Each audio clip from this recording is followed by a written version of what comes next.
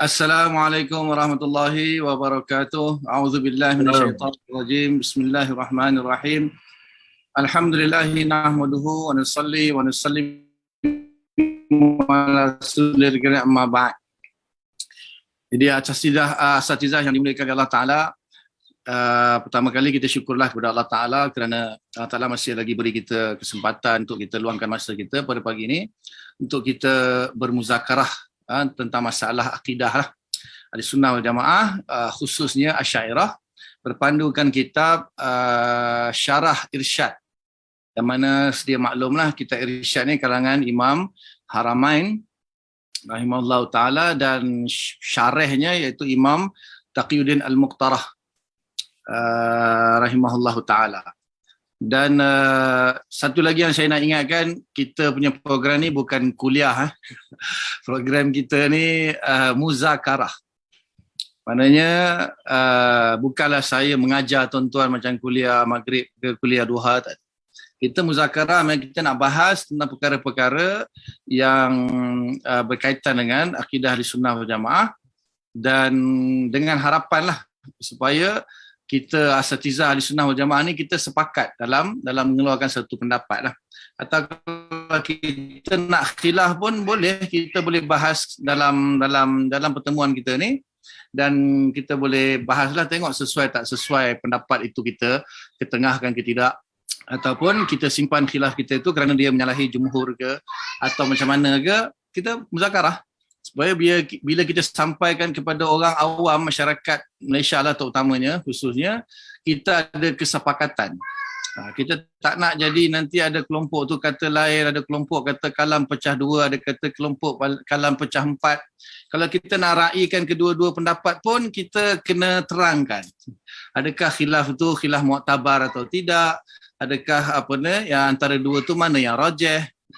Kemudian ada pula setengah-setengah ahli sunnah kita merendahkan pula Asy'ariyah katanya dengan dalil akli tak cukup lagi, tak sampai lagi, dia kena ada dalil syuhudi baru boleh sampai. Jadi sebenarnya kita sama kita pun macam bertelagah, macam tak ada kesepakatan. Jadi kita bincanglah di sini supaya benda tu dapat diselesaikan, jadi orang awam pun tak pening. Jadi kita sebagai asatizah kan, kita ada feedback daripada kita punya follower, kita punya orang yang ikut kuliah kita ni, orang awam. Yang tak bestnya itulah, ada ustaz tu kata macam ni, dia tu kan ahli sunnah juga, dia kenapa dia kata lain lah? Kita pun macam mana kita nak selesaikan benda kita? Paling pun kita kata ni khilaf, ada banyak pendapat, tapi kenapa dia pilih pendapat tu? Mana satu yang betul? Itu timbul masalah dia.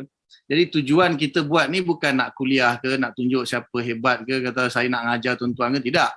Kita muzakarah. Dalam bab ni apa kita punya pegangan. Jadi mungkin ada, asatizah bukan semua dia takhasuskan dalam bab akidah. Mungkin ada yang pakar dalam tasawuf, ada yang pakar dalam fiqh, ada yang pakar dalam tafsir, dalam hadis dan sebagainya. Jadi dalam bab akidah yang mana yang kita kurang jelas, kita muzakarahkanlah. Terutama saya pun bukanlah pakar akidah pun, cuma diminta untuk menjadi tekong je, sekadar tu je. Tapi kalau call saya ditolak, dirot, terutamanya Ustaz Raja kan, silakan, dalam masalah. Jadi kita muzakarahkanlah masalah tersebut supaya ada kesepakatan lah, ataupun sekurang-kurangnya kita boleh menerangkan masalah khilaf tu. Kalau dah tersebar di kalangan orang awam di Malaysia ni, kita tak ada nak elak lah, kita terangkan kenapa berlaku khilaf, sebenarnya apa wajah dia, apa pendapat yang rajih dia, macam mana, supaya orang nampak kita ni masih bersatu lagi lah. Kita bukan berpecah, walaupun kadang-kadang tak nak dielakkan, ada orang diperdegil juga. Jadi menampakkan seolah-olah perpecahan, lepas tu condemn kita dengan pengikut dia, itu sepatutnya tak berlaku lah. Jadi kita tahu kan, sesama ulama kita pun khilaf. Sebesar-besar ulama itu, baik Imam Haramain, Imam Ghazali, Imam Fakhruddin Ar-Razi, Imam Taftazani, semua muhakkikun itu, semuanya dirat juga kalau khilaf. Masing-masing akan tak setuju dengan Fakhruddin Ar-Razi, tak setuju dengan Imam Ghazali, tak setuju. Dan mereka ada hujah. Ada hujah kenapa tak setuju. Ada yang memilih pendapat jumhur. Jumhur kata begini. Tetapi ada ulama-ulama yang khilaf ni, walaupun dia tahu, dia bukan tak tahu jumhur punya pendapat dalam masalah tu, tapi dia ada hujah dia sendiri, pendapat dia yang tahqiq. Dia boleh keluarkan satu hujah yang mana ulama lain pun tak terfikir hujah tu. Maknanya dia keluarkan satu hujah untuk tahqiqkan pendapat dia dalam masalah furu' lah. Dalam masalah furu'. Jadi dia ada hujah dia. Jadi setakat ni tak ada orang boleh membantah hujah dia. Nanti kita kata jumhur kata begini, tetapi khilafan li Taftazani misalnya, dia ada hujah dia dan hujah dia qawi, maknanya iskal dia qawi, dia punya hujah dia kuat kan, kita dah tak ada ulama pun yang jawab hujah dia. Ataupun ada ulama jawab hujah dia, lepas tu ada pengikut lain pula jawab balik hujah dia. Macam itulah kan, apa dia, sesama ulama kan. Kalau kita tengok ulama Asy'ariyah zaman dulu macam tu. Bukan kita kondeng-kondeng kan, lepas tu kita berpecah, kita dah asing, kita buat kita punya sendiri, kita kata itu dah tak betul, itu dah sesat. Itu nanti orang ketengok kita ni pun sendiri berpecah belah, tak sepakat.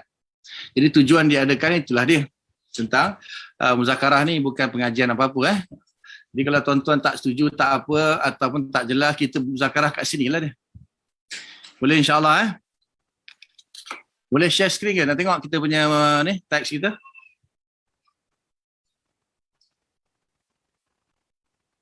Ustaz ni. Okey, bismillahirrahmanirrahim. Kita masuk kepada pembahasan tentang nazar lah. Al-jumlatus tsaniyah fi hadin nazar. Jumlah yang kedua pada definisi nazar. Bila sebut had ni, jadi asatizah dipahamlah. So kita dalam mantik kita ada hadut tam, hadun naqis, kemudian kita ada rasam tam, rasam naqis. Jadi dalam perkara-perkara, sebahagian perkara yang kita kata yang mahsus ataupun yang ma'kul, mungkin kita boleh buat hadut tam, iaitu satu definisi yang sempurna. Atau sekurang-kurangnya dipergi satu definisi had yang naqis, yang kurang sempurna lah.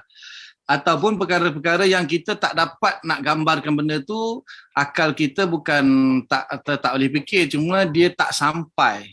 Dia melebihi batasan akal, macam hakikat sifat-sifat Allah kan contohnya. Itu tak boleh dibagi had, bahkan had yang naqis pun tak sampai. Selalunya rasam saja.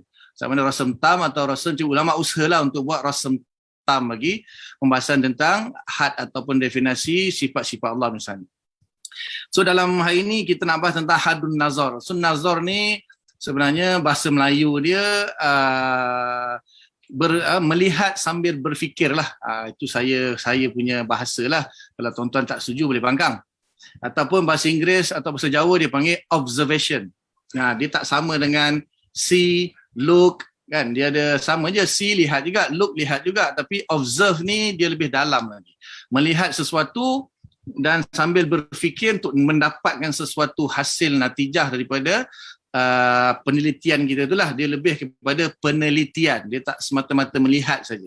Dan melihat di sini pun tak semestinya melihat dengan mata, boleh jadi melihat dengan akal, melihat dengan akal. Okey, jadi di sini nak didefinisikan nazar itu, sebab nazar ini kan wasilah untuk kita mencapai makrifat. Wasilah satu perantara untuk kita mencapai sesuatu ilmu atau makrifat lah. Sebenarnya dalam ilmu akidah dengan kita nak mengenal Allah, ma'rifatullah. Jadi untuk mencapai kepada ma'rifatullah kita perlu suatu istilah yang namanya nazar yang akan menyampaikan kita kepada ma'rifat tersebut. Maka di sini dibahaskanlah apa definisi nazar tersebut. Walaupun nanti ada jugalah ada orang-orang yang berpendapat bahawa untuk mencapai ma'rifat itu tak semestinya nazar, akal. Ada juga cara-cara yang lain. Itu kita tak nafi lah, kita tak nafi pun. Cuma yang permasalahannya apabila orang dia cuba membanding-bandingkan dan dia suka memilih-milih dan menafikan yang lain. Kita tak nafi, macam-macam cara untuk kita jadikan sebagai wasilah kepada makrifat itu, kita tak nafi macam-macam. Ada makrifat dengan cara hissi, boleh dapat makrifat dengan cara akli, dengan cara syar'i, dengan cara qalbi, dengan cara kasyaf, dengan cara macam-macam. Cuma kalau akidah ni kita fokus kepada akal lah. Kita fokus kepada akal dan kita tak nafi wasilah-wasilah yang lain. Jadi di sini diterangkanlah apa itu definisi nazar tersebut. So qala al-Imam al-Haramain rahimahullah taala wan nazaru fi istilahil muwahhidin. nazar pada istilah muwahhidin. Maksudnya di sini dia nak terangkan nazar itu dari sudut istilah. Dari sudut istilah muwahhidin. Jadi dia tak guna mutakallimin, dia guna muwahhidin. Ini mungkin bahasa lama Imam Haramain. Kan? Ataupun dia menganggap semua orang yang bertauhid inilah dia nazar secara istilah. Itu pun boleh dibahas juga tu kalau nak dapat kenapa dia guna muwahhidin. Adakah semua muwahhidin menggunakan istilah ini untuk makna nazar? Ataupun paling kalau menurut saya lah fi istilahi ba'dil mutakallimin. Kalau saya lebih suka guna perkataan wan nazaru fi istilahi ba'dil mutakallimin. Itu sebab apa nanti di sini pun dia punya definasi ni pun sebenarnya berbeza dengan Taftazani punya definasi, berbeza dengan ulama-ulama usul punya. Nanti ulama usul fiqh pun ada dia punya takrif atau definasi tersendiri. Jadi tuan-tuan boleh iskalah di sini kalau atau setuju atau macam mana. Tapi mungkin kadang-kadang khilaf lafzi tapi maknanya sama atau dia punya natijahnya sama mungkin. Dia kata istilah muwahhidin. Huwa iaitu al-fikru. Huwa al-fikru iaitu berfikir. Fikir tu harakatun fin nafsi lah ataupun harakatun fi zihni. Fikir tu sesuatu pergerakan yang berlaku dalam otak ataupun hati kita lah. Sebab apa ulama khilaf juga, fikir itu di otak ke di hati? Khilaf antara Imam Abu Hanifah dengan Imam Syafi'i radhiyallahu taala anhuma antara fikir itu di otak ke atau di hati. Macam hati dan otak itu sama ke tidak? Jadi panjanglah dia punya pembahasan khilaf di situ. Jadi ulama mentatbikkannya fikir itu asalnya di hati. Walahum qulubun la yaqiluna biha. Jadi ada hati tapi tak boleh nak berfikir ataupun menggunakan akal mereka. Dan pendapat Imam Abu Hanifah tu pun taklah dinafikan, cuma dia kata cahaya fikir tu bermula di otak. Dia punya nur fikir itu bermula di otak kemudian dihubungkan kepada hati. So, benda-benda ni benda yang kita kata mawara' tabi'iyat kan, benda yang metafizik, benda yang kita tak nampak. Sebab tu tak ada siapa pun boleh buktikan secara tepat dia punya dakwaan dia. Jadi ulama kadang-kadang yang suka ambil jalan tatbik itu maknanya berfikir itu bermula daripada otak, kemudian cahaya je bermula terpancar di otak dan kemudian akan dihubungkan ke hati lah. Jadi huwa al-fikru, alamak kena patah balik tu atas. Wa al-fikru allazi yutlabu bihi man qama bihi ilman aw ghalabataz zan. Ialah satu al-fikru, berfikir ataupun fikiran lah. Yutlabu bihi, dituntut dengan fikir itu, man qama bihi, orang yang ada dengannya ilman. Ilmu au ghalabataz zanni. So di sini maknanya dia kata orang yang adalah yutlabu bihi man qama bihi. Dituntut dengan berfikir itu dan orang yang ada pemikiran lah. Kalau orang tak ada macam budak-budak belum ada pemikiran maka tak dapatlah benda tu. Dia orang yang ada kita kata akal yang sudah sempurna, yang sudah mumayyiz, sudah balik, sudah matang lah. Maka apa yang dituntut di situ ilman aw ghalabataz zan. Maksudnya ilmu dan zannul ghalib ataupun sangkaan yang kuatlah di sini. Itu ada dua lagi istilah yang perlu kita ketahui. Dua istilah dulu yang kita ketahui, ilmu dengan ghalabataz zan. Jadi ilmu ini maknanya benda yang qat'i 100%, tidak ada la yahtamilun naqid, maksudnya takkan ada iskal di situ. Kalau ghalabatuz zan ni masih ada ruang untuk dikritik, diiskalkanlah. Jadi hasil daripada fikir tu boleh dapat ilmu yang qat'i 100% ataupun sangkaan yang kuat yang masih ada ruang untuk diiskalkan. Ya Ustaz? Antara sebelum fikir tu ialah akal. Maulana syarah sikit akal dulu di sisi Ahlussunnah wal Jamaah, akal dan fikir. Okey. Akal ada banyak tafsiran akal. Tetapi yang saya bagilah beberapa yang kalau dalam syarah aqaid Safiyah, Imam Taftazani datangkan tiga takrif bagi akal. Yang pertama, quwwatun, Satu kekuatan yang mana dengannya kita boleh mencapai sesuatu keputusan atau sesuatu perkara lah. Satu kekuatan yang yasta'iddu biha al-ilmu. Satu kekuatan yang mana dengannya kita boleh mencapai idrak ataupun ilmu lah, benda-benda yang nak kita cari, matlub itu sebut. Maka di sini akal di sini bila dia kata quwwatun, bila quwwatun berarti dia adalah suatu arat lah, kita kata. Dia satu arat, satu sifat ataupun arat lah. Kalau biasanya kalau manusia kita dalam ilmu kalam kita tak guna sifat, kita guna arat. Tapi sama je lah, arat tu adalah sifat, cuma dia baharulah, benda yang baru. Kalau Allah kan kita guna sifat sebab sifat Allah qadim. Jadi untuk dalam ilmu kalam ulama suka guna arat. Itu satu. Kemudian satu lagi ta'rif, dia kata di sini dia panggil gharizah. Gharizah yang tabi'iyah. Gharizah tabi'iyah pun kategori arat juga, cuma dia bila disebut tabi'iyah itu maksudnya seolah-olah benda tu macam ada unsur-unsur tabi'i. Maksudnya seolah-olah macam cenderung ke arah Mu'tazilah punya tafsiran, sebab Mu'tazilah ni dia bagi dia segala perkara yang berlaku tu ada satu istilah namanya tawallud. Namanya tawallud. Maknanya apabila gunakan akal itu bila dia berfikir, maka secara automatik dia akan melahirkan perkara yang dituntut itulah. Jadi dipanggil tawallud kan. Tawallud itu terhasilnya sesuatu daripada sesuatu yang lain. Cuma kalau kita ahli sunnah wal jamaah tidak. Kita kata dia hanya satu kekuatan yang mana kalau kita gunakan kekuatan itu kita akan mencapai apa yang dimaksudkan, apa yang dicari, tetapi hanya sebagai asbab atau muqaranah saja.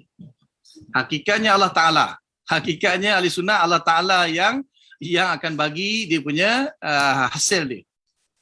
Macam api membakar lah. Api membakar kan. Api kita letak kayu ke kertas dalam api, akhirnya kayu atau kertas tu terbakar. Tapi bukan api yang bakar. Allah yang bakar. Itu hanya asbab muqaranah saja. Jadi bila ahli sunnah kita kata quwwatun itu, yang mana satu kemampuan, satu kekuatan yang Allah bagi untuk kita idrak atau capai satu benda yang matlub. Jadi sebenarnya itu hanya sebagai muqaranah saja, hasil Allah yang buat. Bila kita guna akal kita, kita cari sesuatu perkara yang nak kita cari, akhirnya Allah kalau nak bagi, Allah bagi.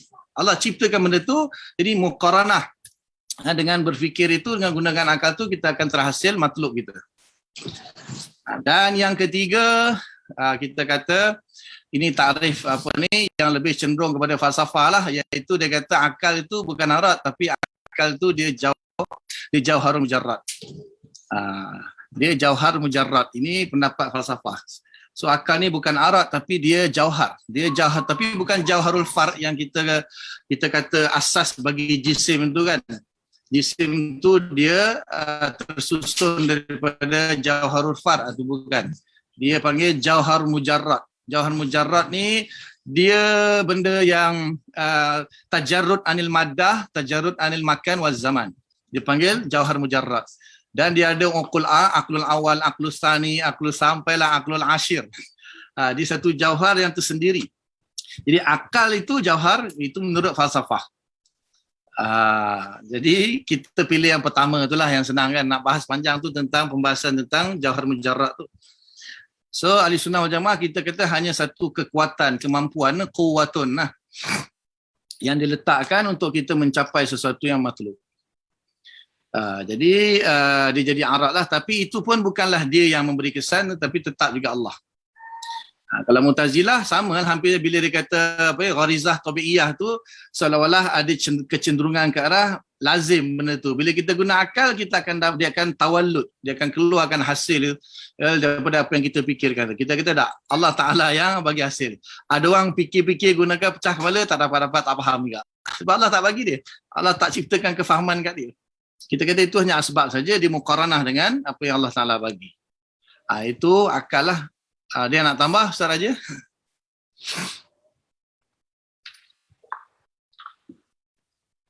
Ada lagi pendapat lain tentang akal tu?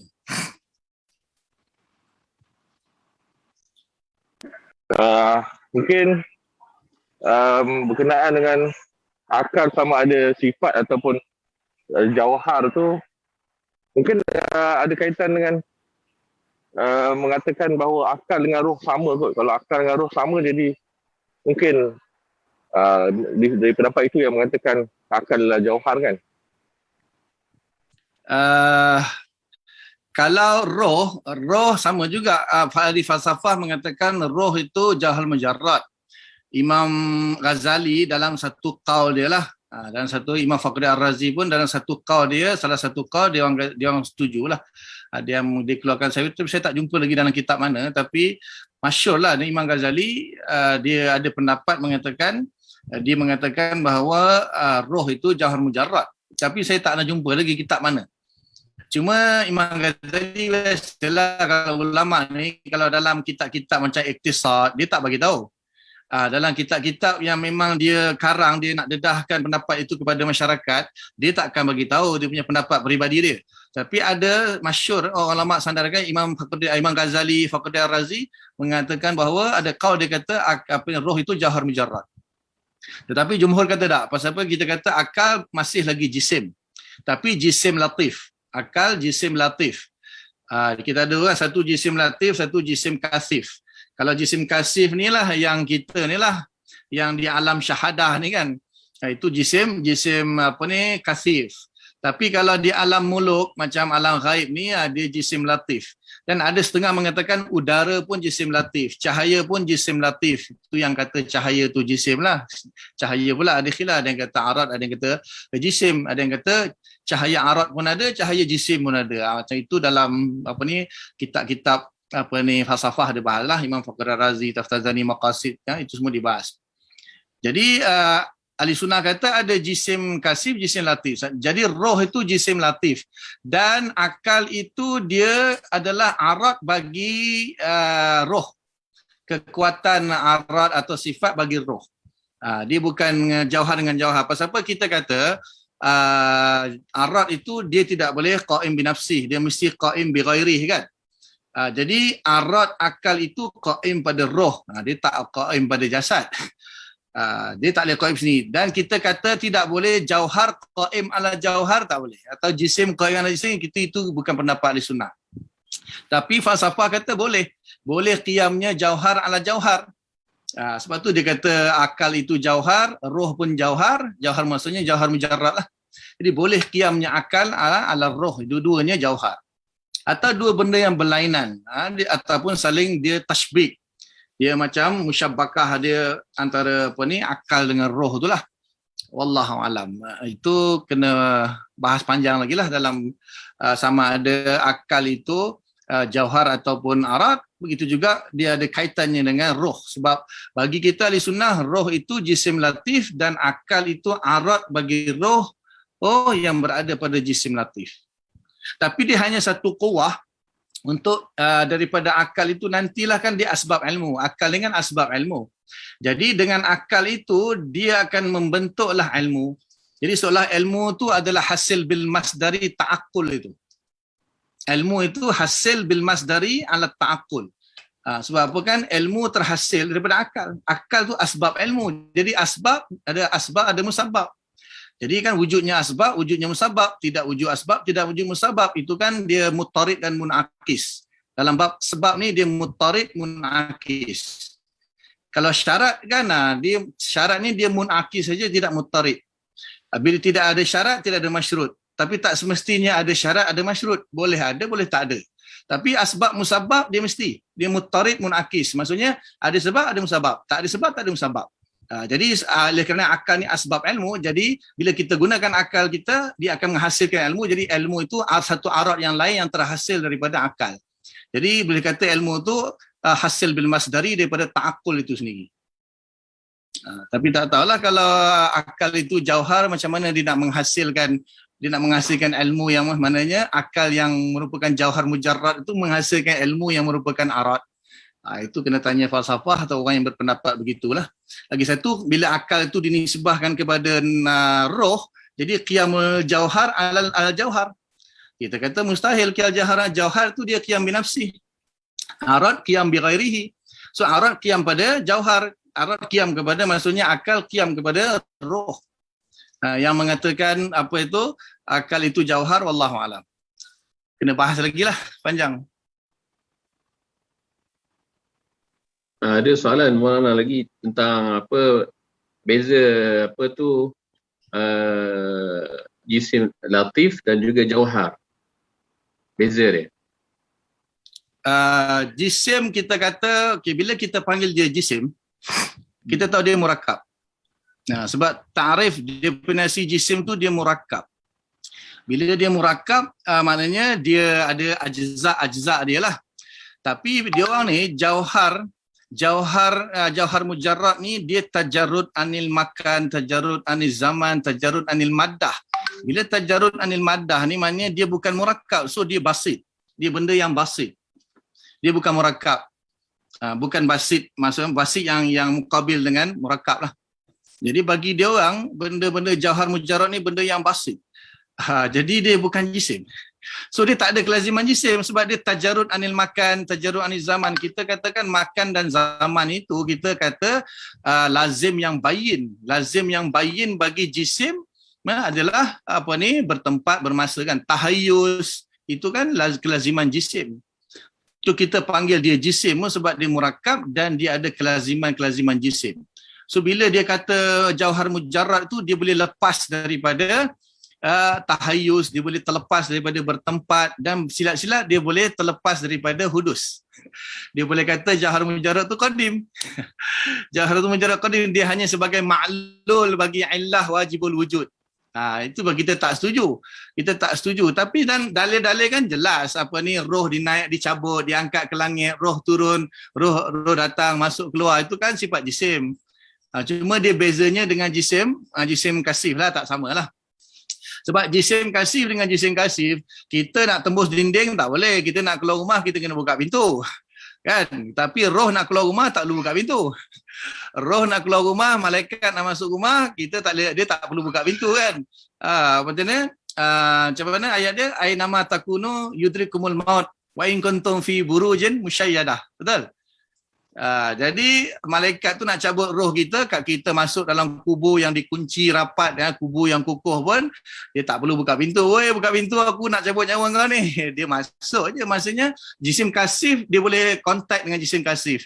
Tapi jisim latif ni dia boleh tembus jisim latif, dia boleh tembus jisim kasif. Dia tak boleh nak apa istilah dia lah. Dia alam lain. Dia di alam dia. Dia ada alam di sini, alam muluk. Dia alam malakut. Kita ni jisim kasif, alam muluk, dia alam malakut. So dia tak boleh bertindih dua alam tu walaupun dia di berlainan dimensi, tapi dia sama. Macam mana saya nak cakap tu tak tahulah, nak bayangkan. Adakah seperti alam malaikat dan juga dengan kita? Dia, malaikat. Sebab malaikat cabut roh, malaikat yang akan mengiringi roh, dan bila kita mati besok kita akan nampak malaikat. Jadi dia sealam dengan malaikat, jin, syaitan lah. Sebab tu dia orang yang mengatakan roh ni jauharul mujarrad, malaikat pun jauharul mujarrad. Syaitan pun jauharul mujarrad. Dia sekali lah, sealam. Wallahualam, ni semua metafizik, benda mawara tabiiyat. Kita nak buktikan dengan hissi pun tak boleh. Teori je lah dengan dalil. Baik, jelas.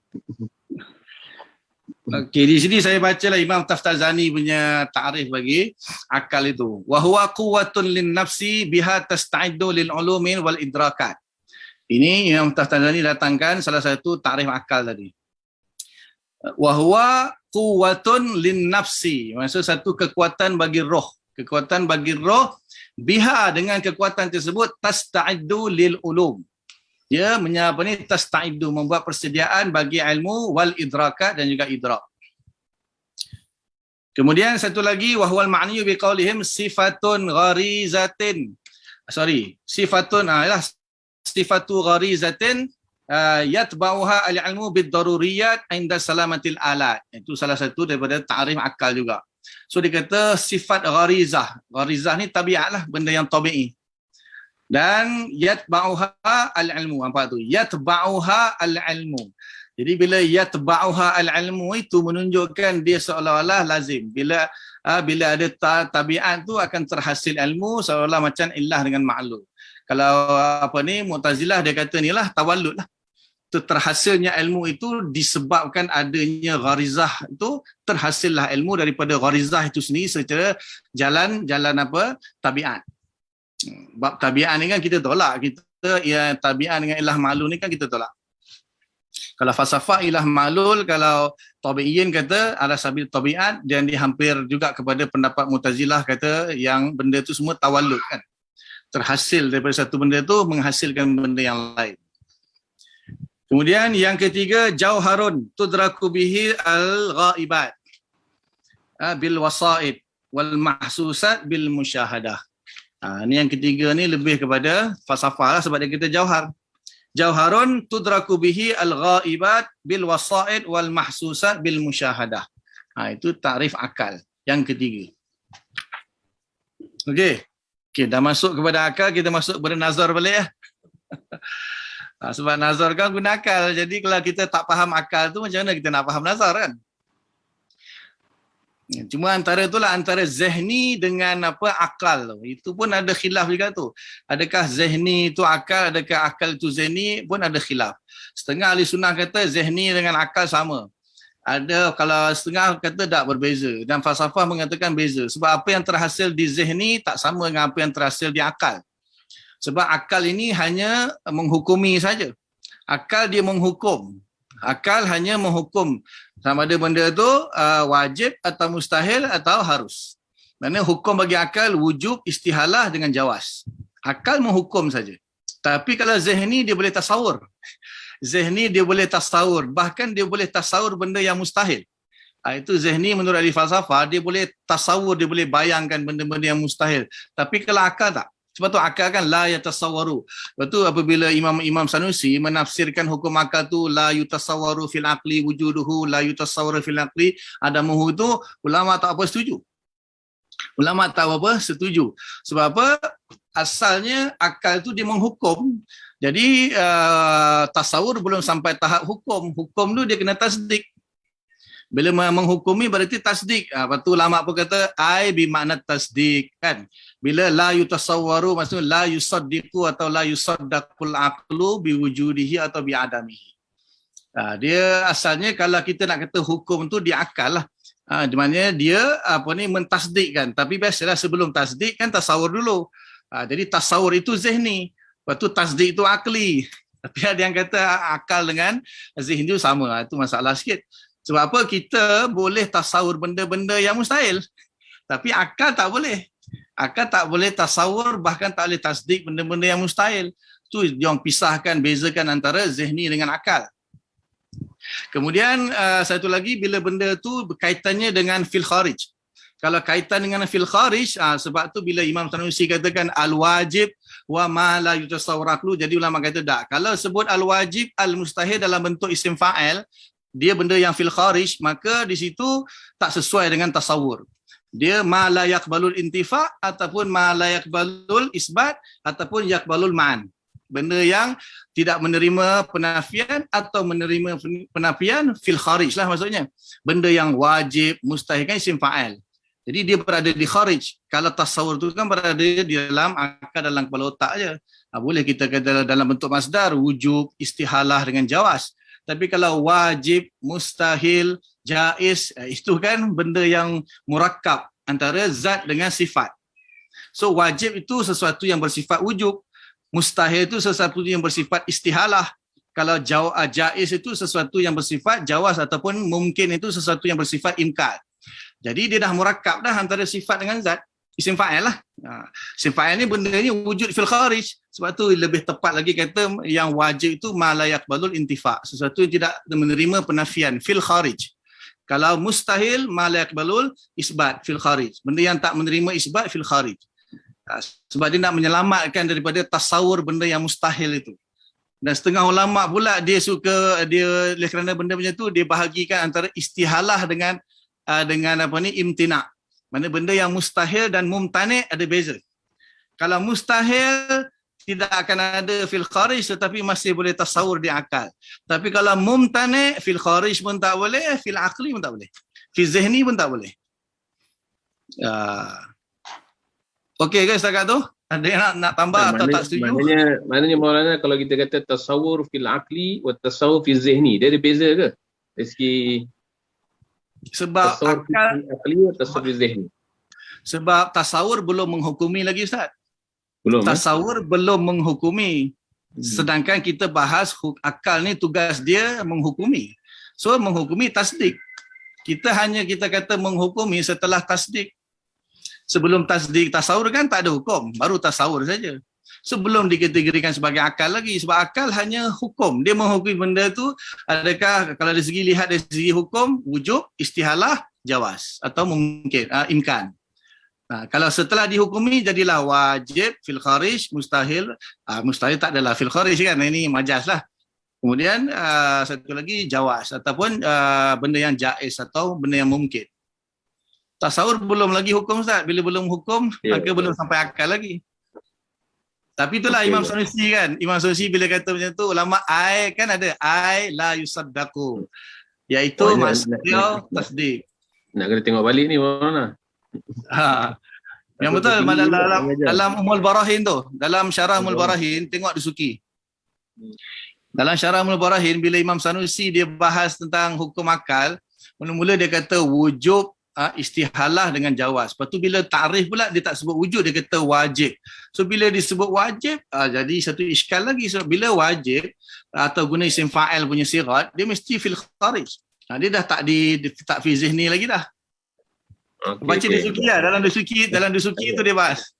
Okey. Ikram. Ustaz Raja komen, Ustaz Raja. Raja. Komen apa tu? Okey dah tu. Okey. Okey. Mantap lah tu orang lah. Lagi nampak bercahaya Nur dekat atas tu. Tengah berjalan lagi ni. Tak siap, tak sampai mak. Okay. Oh, maaf banyak tanya pula. Aduh. Itulah muzakarah. Sedap lah macam ni ada muzakarah. Sedap macam ni. Letak kita seorang ni bercakap, tak best lah jadi kuliah pula.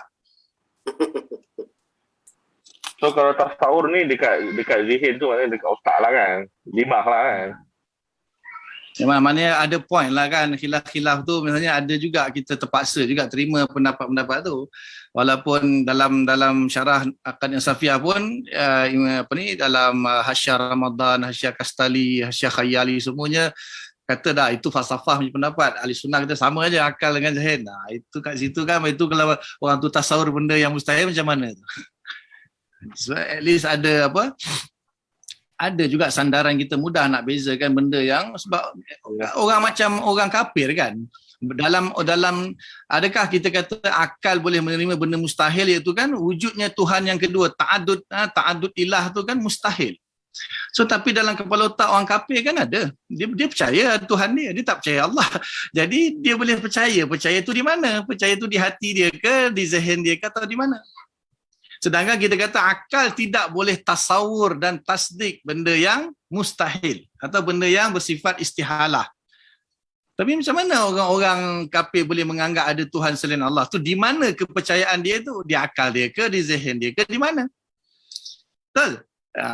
Dia dalam diri dia lah, kat mana lagi dia percaya benda tu. Sebenarnya dia boleh terima benda tu ada Tuhan selain Allah, ataupun Allah tak ada, bukan Allah bukan Tuhan, yang lain Tuhan, ataupun dua Tuhan, tiga Tuhan. Kita kata itu mustahil akli Tuhan dua tiga. Macam mana orang kafir boleh isbatkan Tuhan dua tiga? Kat mana dia isbatkan tu? Di akal ke di fikiran? Sedangkan kita kata akal tak boleh tasawur dan bahkan tak boleh tasdik benda yang mustahil. Tapi orang kafir boleh je. Maknanya kita kena ada ruang lah di situ, di dalam diri orang kafir tu dia boleh tasawur benda tu. Sebab tu ulama kata benda tu sekadar mustahil tu masih boleh ditasawur di zihni, tak sampai akal. Tak sampai tahap akal. Ataupun dijawab dengan akal yang nakis. Akal yang nakis. Itu je lah paling, at least dia kena ada satu istilah lagi kan. Sebab akal yang kamil, akal yang salim tak boleh terima. Mungkin kita kata akal yang nakis. Kalau tak nak guna istilah zihni kan. Tak nak guna istilah zihni. Dia ada dua lah. Wujud fi zihni dengan wujud zihni. yang ulama tolak wujud zihni ni, maksudnya wujud zihni mustaqil. Mustaqil maknanya dia ni tersendiri. Kita kata tak, kalau wujud fi zihni okey, kalau wujud zihni itu falsafah kan, falsafah kan wujud zihni. Kita kata tak, oh zihni tak wujud, fi mustaqil. Dia zihni itu dia mesti disandarkan kepada mana-mana jisim ataupun jauhar. Wallahu alam.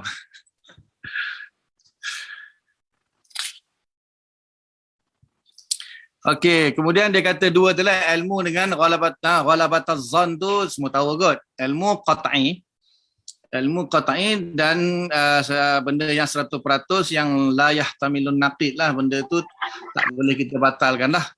Dan satu lagi zan yang ghalib, maksudnya sangkaan yang kuat tapi masih ada ruang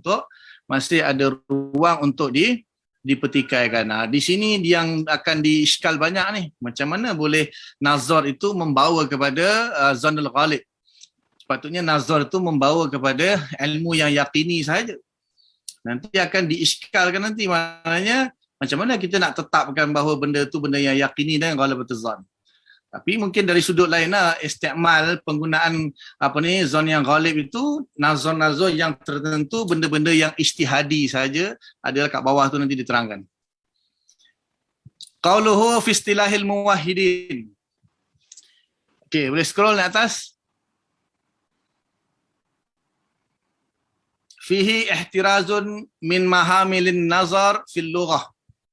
Di sini dia nak mengecualikan makna nazar dari sudut lughah.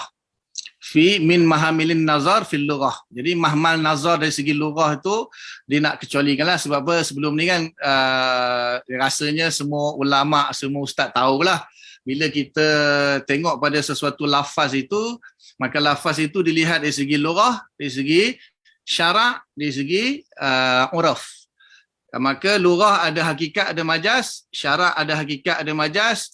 Uraf pecah dua dulu, uraf am, uraf khas, dan uruf am ada hakikat, ada majaz, uruf khas pun ada hakikat, ada majaz. Maka di sini biasanya istilah dia masuk di bawah uruf khas, hakikat atau majaz. Semua istilah tu termasuk di bawah uruf khas. Uruf khas masuk di bawah istilah. Dan ini bukan syarak lah, bukan syarak, istilah khas. So untuk mengelakkan daripada makna nazar secara lughah, maka disebut fi istilahil muwahhidin. Faham fa innahu yutlaqu bi izai ru'yatil basar. Fa innahu sesungguhnya nazar dari segi lughah itu yutlaqu dimutlakkan bi izaati ru'yatil basar, dengan bi izai ru'yatil basar. Jadi dia bersetentangan dengan pandangan mata. Bila kita menghadapkan pandangan mata kepada sesuatu itu, ada mukabalah tentang mabsarat itu, maka dikatakan nazar. Itu secara lughah. Tapi secara fiqh lain lagi ya, fiqh nazar tu merisik nak tengok perempuan. Itu nazar juga, istilah fiqh. Dalam istilah syarak, istilah fiqh, nazar itu ialah untuk merisiklah, melihat muka dan tapak tangan perempuan yang untuk dikahwini. Itu nazar dari segi fiqh lain lagi. Maknanya nazar dari segi lughah lain, nazar dari segi fiqh lain, dan nazar dari segi istilah mutakalimin lain lah. Jadi secara lughah tu yutlaqu bi izai ru'yatil basar. Dengan kita meletakkan pandangan kita terhadap sesuatu tu bersetentangan ataupun muqabalah dengan pandangan mata kita, itu namanya nazar, melihatlah, melihat biasa je. Wa ta'attufi wal intizar wa ghairihi. Dan ta'attuf, ada hubungan antara perkara tersebut, wal intizar. Intizar ni daripada nazar jugalah. Benda yang sudah terlihat. Kalau ikut wazan intizar tu maksudnya biasanya kan infial tu kan benda yang terjadi akibat daripada sesuatu perbuatan. Jadi benda yang penglihatan yang kadang-kadang kita lihat dengan kita memang nak tengok, tapi kadang-kadang kita tak ada niat nak tengok pun, mata kita dah tertumpu kepada benda tu, ada jadi intizar. Ada yang memang kita sengaja kita yang meletakkan mencari-cari benda yang nak dilihat. Tapi ada yang memang automatik bila kita buka mata kan ada je benda kat depan mata kita. Itu namanya nazar dari segi lughah. Wa huwa fi istilahil muwahhidin maqsurun 'alal fikri wa ta'ammuli fi manzur fi. Jadi pada istilah muwahhidin ataupun mutakallimin di sini kot, maksurun terbatas, alal fikri atas satu pemikiran, wa ta'ammuli iaitu yang berfikir dalam-dalam. Ta'ammul ni menelitilah kita kata. Satu penelitian fil manzuri fihi pada perkara yang difikirkan atau yang dita'ammulkan. Itu istilah muwahhidin lah. Ini syarah daripada Taqiyuddin Ibnu Mukhtarah. Ini menurut dia lah, nanti kita datangkan lagi lepas ni, kalau dia tak bagi saya datangkan yang masyhur lah, makna nazar yang masyhur.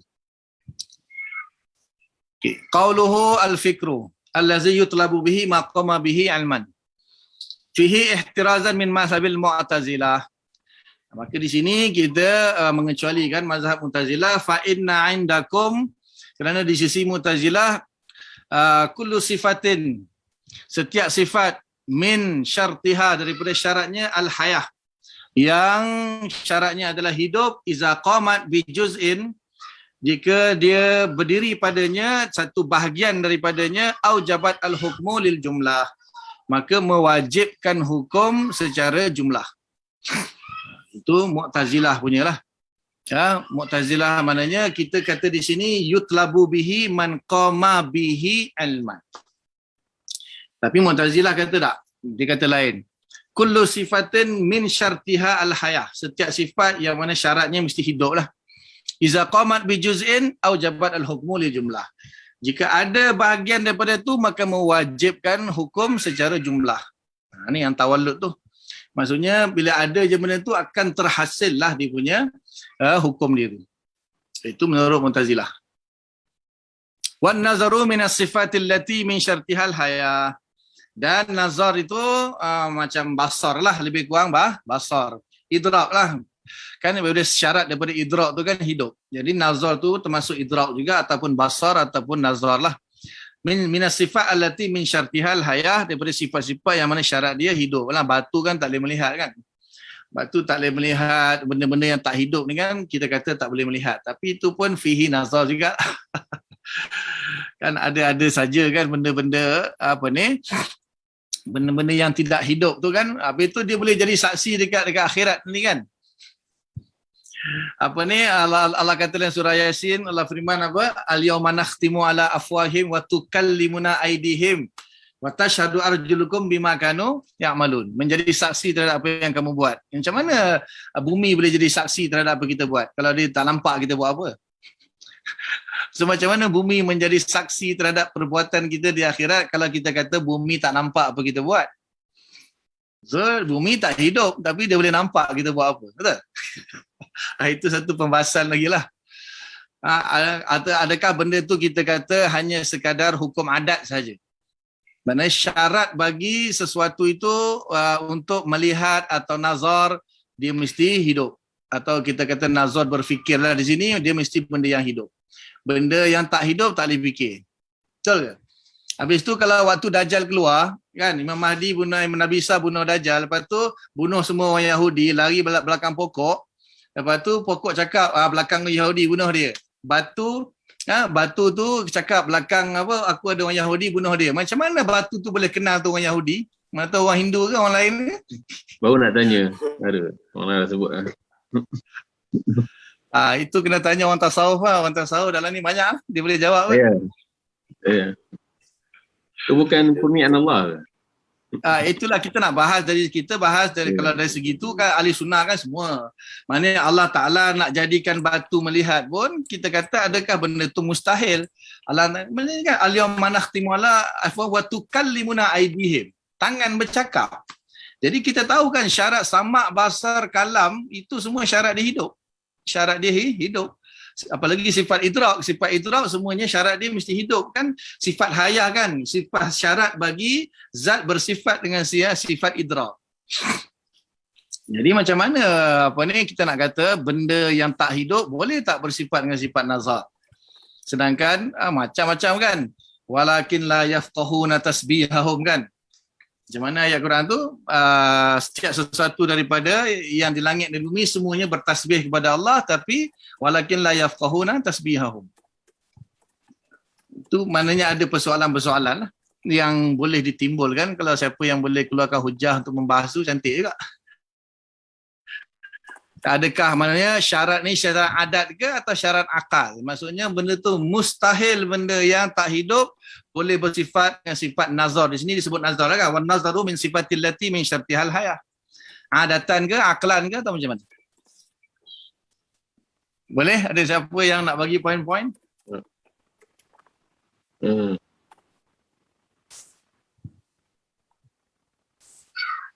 Tak ada, kita terus lah. Wa indana Kalau ikutkan hukum, sebab kita jadikan sifat hidup tu, dalil dia ialah dalil akli dia tu kan.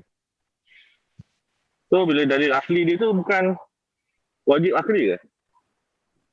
Macam mana? Kan sifat hidup Allah kan. Aha. Allah sifat hidup kerana dia ada idrak kan. Ha. Dan itu jadi dalil akli kan. Dalil akli. Yalah, dalil akli Allah bersifat dengan hayah ialah dia bersifat dengan idrak, betul? So tidak melazimkan secara akal ke? Setiap yang bersifat dengan sifat idrak, bahkan sifat lain lagi lah, walaupun disebut idrak tu ada iskal lagi kat bawah tu. Maknanya ulama akan bukan saja idrak saja, sebab kalam bukan idrak kan, kalam dalalah. Jadi yalah, maksudnya akli. Dia talazum akli ke adi ke? Kalau dia adi saja, macam mana kita jadikan dia dalil akli kan? Sebab dia talazum dari segi adakah dari dua sudut itu kita kena bahas juga. Maknanya daripada mutarid dengan munakis tadi. Adanya sifat idrak ataupun termasuklah kudrah dengan kalam, maka mesti hidup. Ataupun setiap yang hidup mesti kena ada sifat idrak. Dia ada dua sudut dari situ. Kalau kita kata kalau dia hidup, mestikah dia memiliki sifat idrak? Kita kata boleh jadi benda tu harus, tak wajib. Maksudnya dia hidup tapi dia tak boleh idrak. Boleh. Tapi kalau orang yang ada sifat idrak mesti hidup ke? Sebalik ni pula. Dari sudut sebaliknya. Bila ada sifat idrak dia mesti hidup. Boleh tak yang tak ada sifat, yang tak hidup tapi dia boleh idrak? Tapi yang manusia koma je lah, koma tu. Macam mana? Koma lain koma. Dia bil quwah lah, dia bukan bil fa'al, dia bil quwah. Bil quwah. Okay. Bil fa'al tu tak semestinya. Mana dia boleh. Orang koma tu kalau dia sihat, dia boleh. Cuma bil fa'al dia tak boleh lah sebab dia koma kan.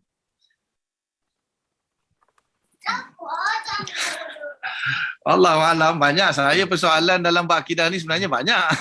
Tapi tak tahu nak tanya siapa. Tanya Ustaz Razia lah paling pun. Tanya Rais lah. Yelah, kalau Asy'ariyah rasanya talazum akli lah. Sebab dia jadikan dalil akli bagi wujudnya kala, dalil akli wujudnya hayah ialah sifat-sifat ma'ani tu kan. Ya. Yeah. Jadi maknanya mustahil akli lah adanya sesuatu yang tidak hidup tetapi ada sifat-sifat itu. Sebab ada yang jawab, dia sama basar ilmu, idrak ini dia takkan sempurna tanpa akal. Dia tak boleh mustaqil. Dia mesti kena akal juga. Contohnya orang gila dia kalau orang gila dia dengar satu benda. Sampai tak mesej mendengar tu pada dia. Kalau tak ada akal yang proses maklumat yang mudrak itulah. Diproses dulu oleh akal, baru boleh dia reflect lah terhadap mudrak itu. Atau semata-mata idrak saja sudah cukup. Itu yang khilaf tak habis-habis tu. Binatang boleh idrak ke tak boleh idrak? Dia ada akal tak ada akal? So binatang tahu kan api itu bahaya. Binatang tahu api bahaya. Dia takkan masuk dalam api. Habis itu adakah dia ada akal? Dikatakan binatang tu ada akal? Binatang ada otak lah kan. Akal tak ada. Itu yang dia tu. Kalau ahli sunnah kata otak dengan akal sama, tu masalah dia. Lain otak dengan akal. Ada kaul kata otak lain, akal lain. Otak dia panggil hasah batinah tu dalam Luqatul Ajlan tu kan.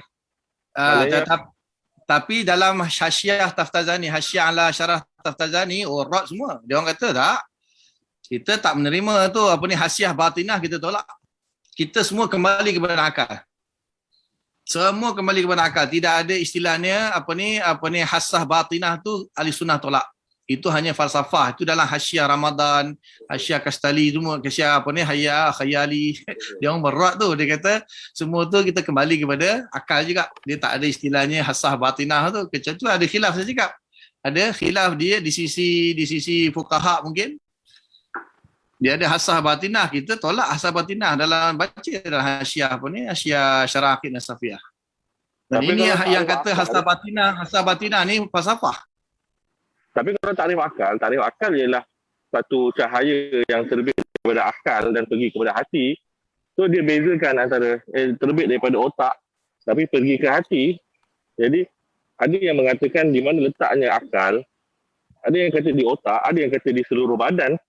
So jadi tempat akal pun tidak diketahui. Jadi mereka memang bezakan antara akal dengan otak itu. Sebab otak memang di kepala.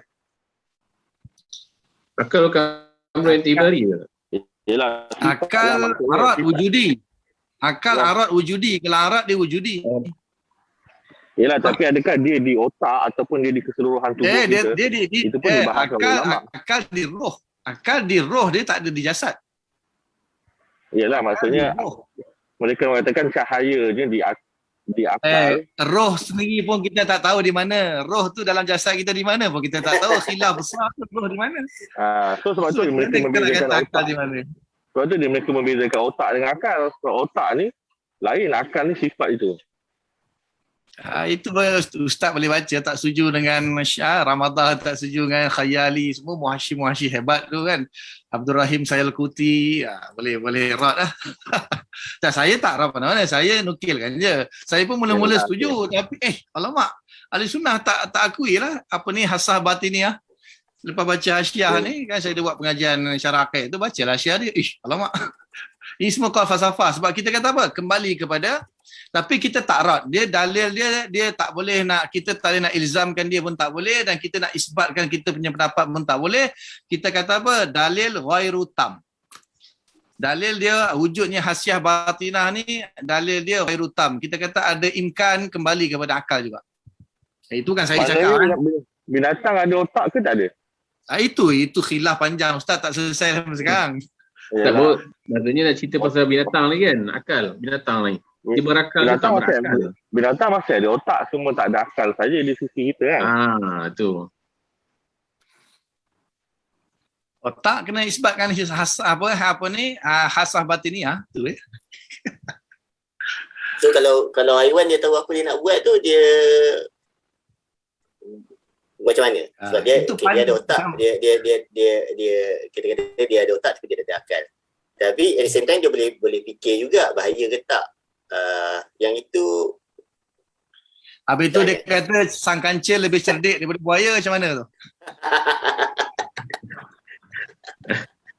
Tak.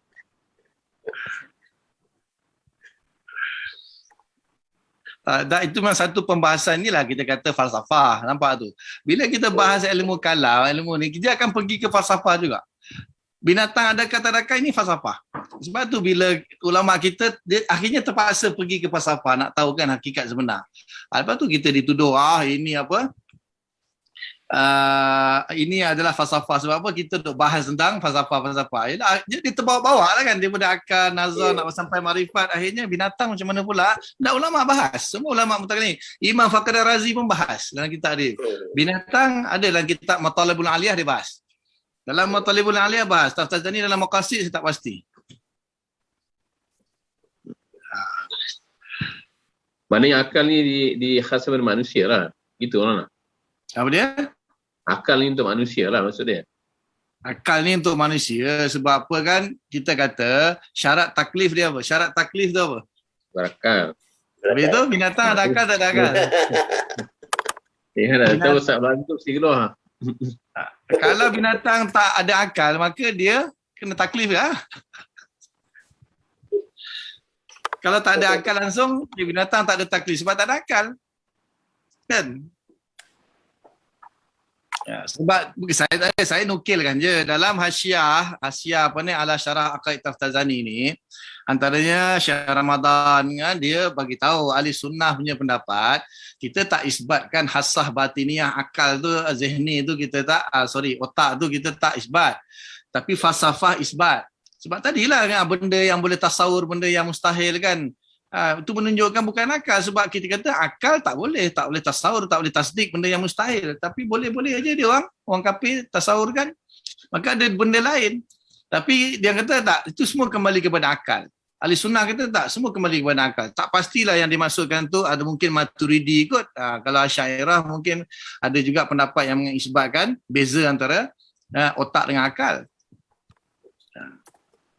Itu satu pembahasan panjang. Kita boleh, sebab itulah kita patut datangkan hujah-hujah yang lain lagi. Dalam kitab ni kata macam ni, dalam kitab tu kata macam ni. Nak buka Mathalabul Aliyah Maqasid ataupun Mawaqif, silakan lah. Tapi mungkin kita boleh simpan lah masail-masail ni, boleh jadi satu perbahasan lah. Dia macam cara saya, kita siapa kita kan nak tarjih. Jadi saya nukil lah. Saya kata ada sebagian ulama' kata sama. Ada sebagian ulama' kata tak sama.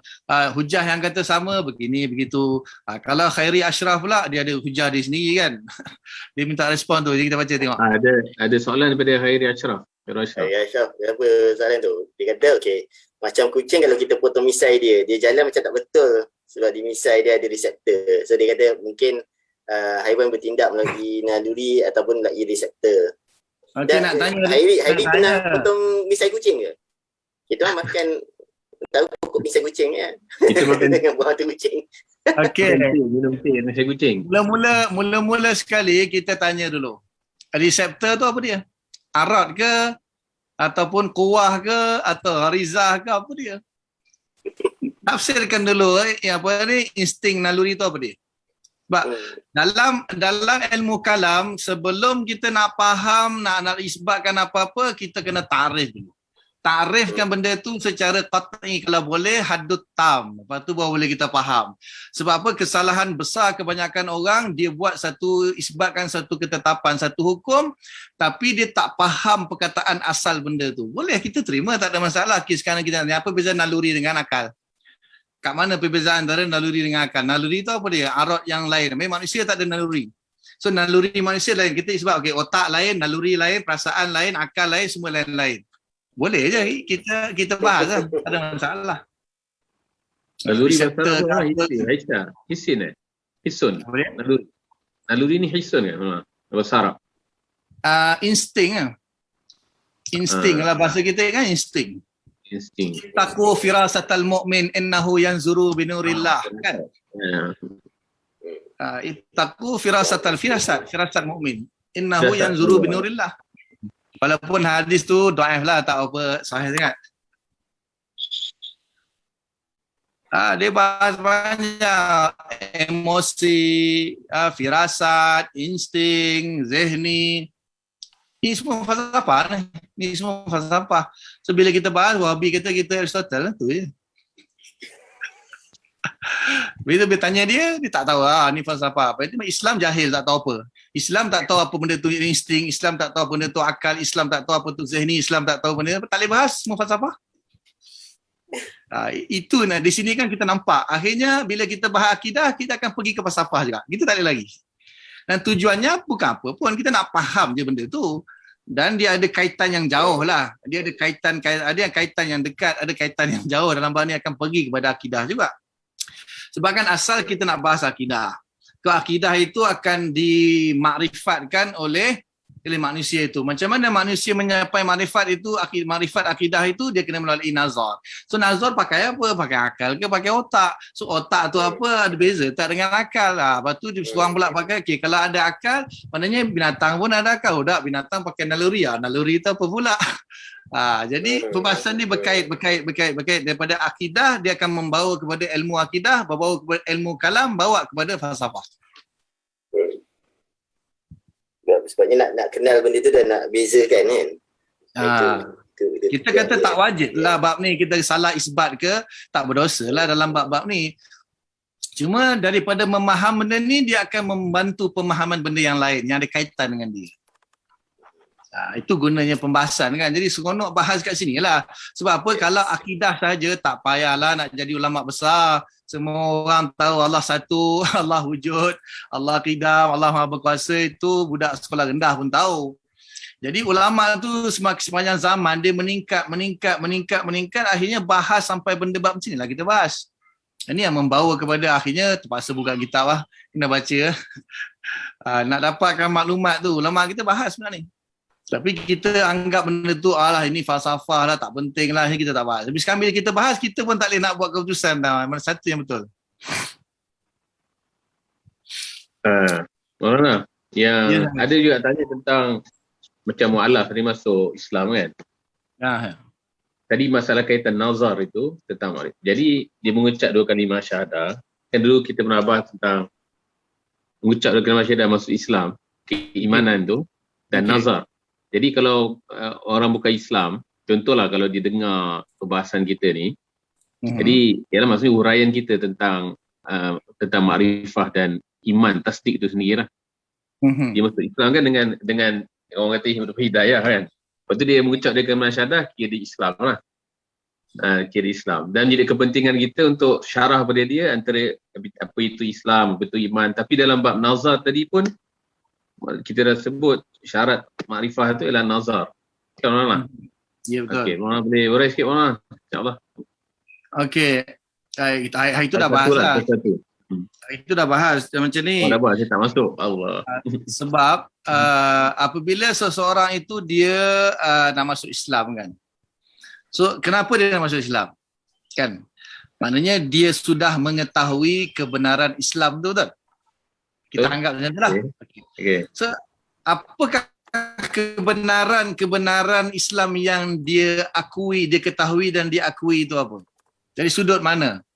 Dari sudut kita kata, okey, dia percaya tidak ada Tuhan yang layak disembah melainkan Allah. Dan Allah Ta'ala kata, inna dina indallah Islam. Maksudnya agama yang menyembah Allah satu saja, agama Islam.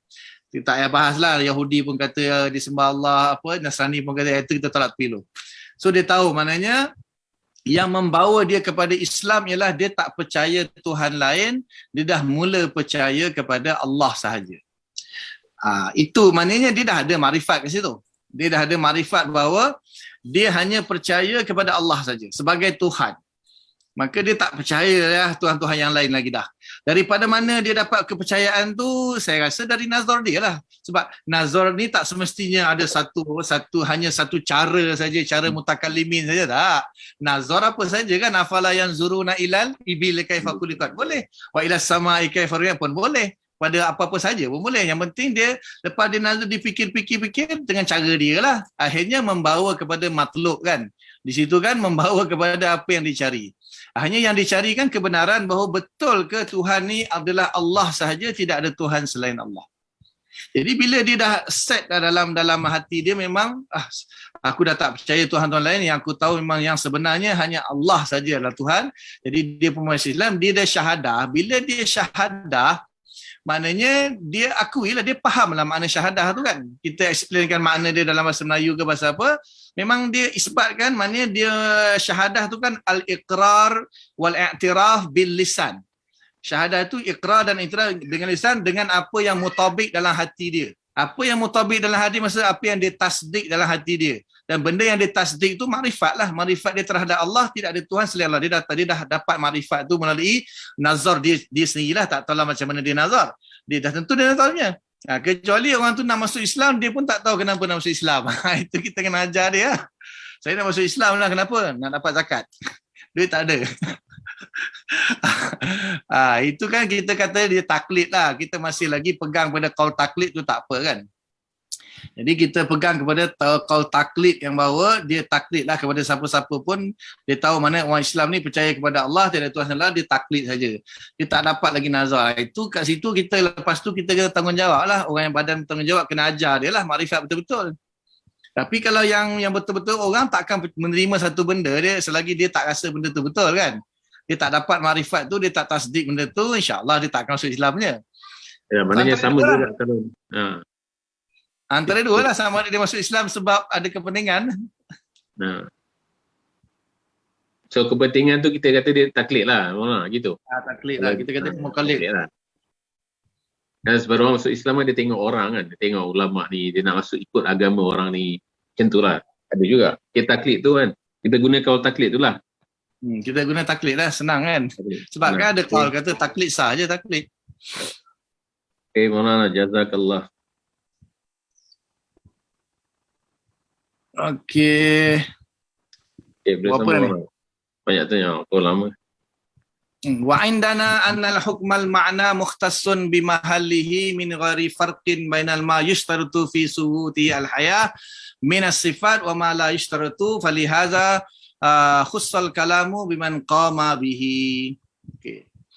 Di sini tadi bila kita kata al-fikru allazi yutlabu bihi. Bihi tu hi kembali kepada fikir tadilah.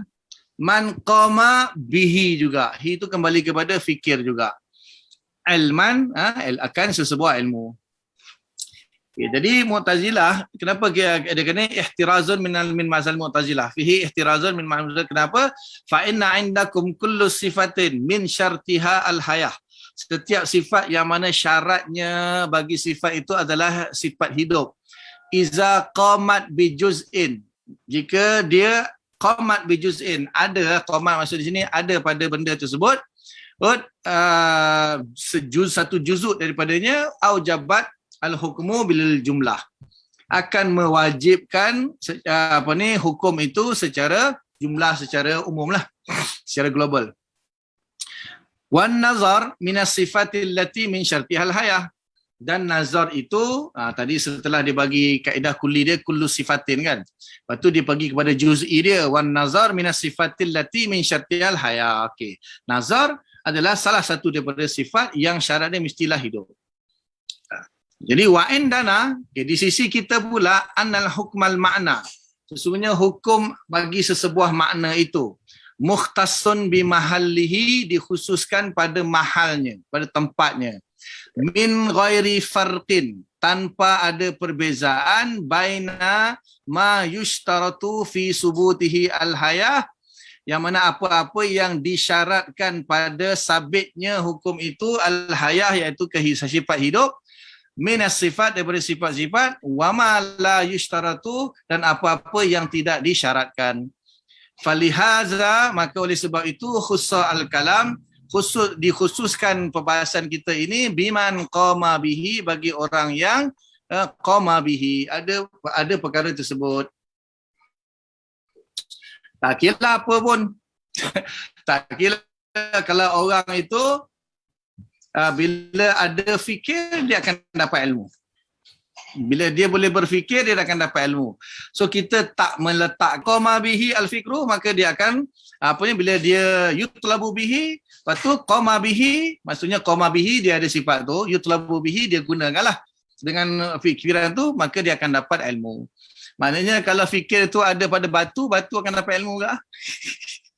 Tapi kan Mu'tazilah tak. Dia kena ada syarat dia, benda tu benda hidup. Maknanya kita kan tak masuk. Kita tak masuk akan benda tu dalam ta'arif. Kalau tak masuk dalam ta'arif kan benda tu jadi umum lah. Akhirnya benda tu kan dia tak setujulah dengan mana benda yang menyalahi apa yang dia ta'arifkan. Sebab tu dalam ta'arif, bila tersilap sikit saja, mulalah akan ada yang tak setuju. Biasalah kalau Mu'tazilah kan dengan kita, bila dia punya pendapat lain tentang masalah tu, dia akan iktiraflah dengan kita. So kita pun sebenarnya buat ta'arif ini kadang-kadang untuk kita tengok pihak lawan kita tu, kita tak setuju dengan pendapat dia, so kita akan gunakan lafaz-lafaz yang sesuai dengan pendapat kita lah. Kita tak akan meraihkan dia punya pendapat dia. Jadi tujuannya itu di sini untuk kita mengecualikan kita punya ta'rif daripada ta'rif Mu'tazilah tentang makna fikir itu. Boleh? Ada yang nak tambah? Tapi itulah kena saya tak nampak, belum jelas lagi tu Mu'tazilah tu punya apa? Mu'tazilah tu punya maksud dia tu. Saya tak apa jelas lagi. Ada yang rasa boleh jelaskan lagi yang lebih jelas?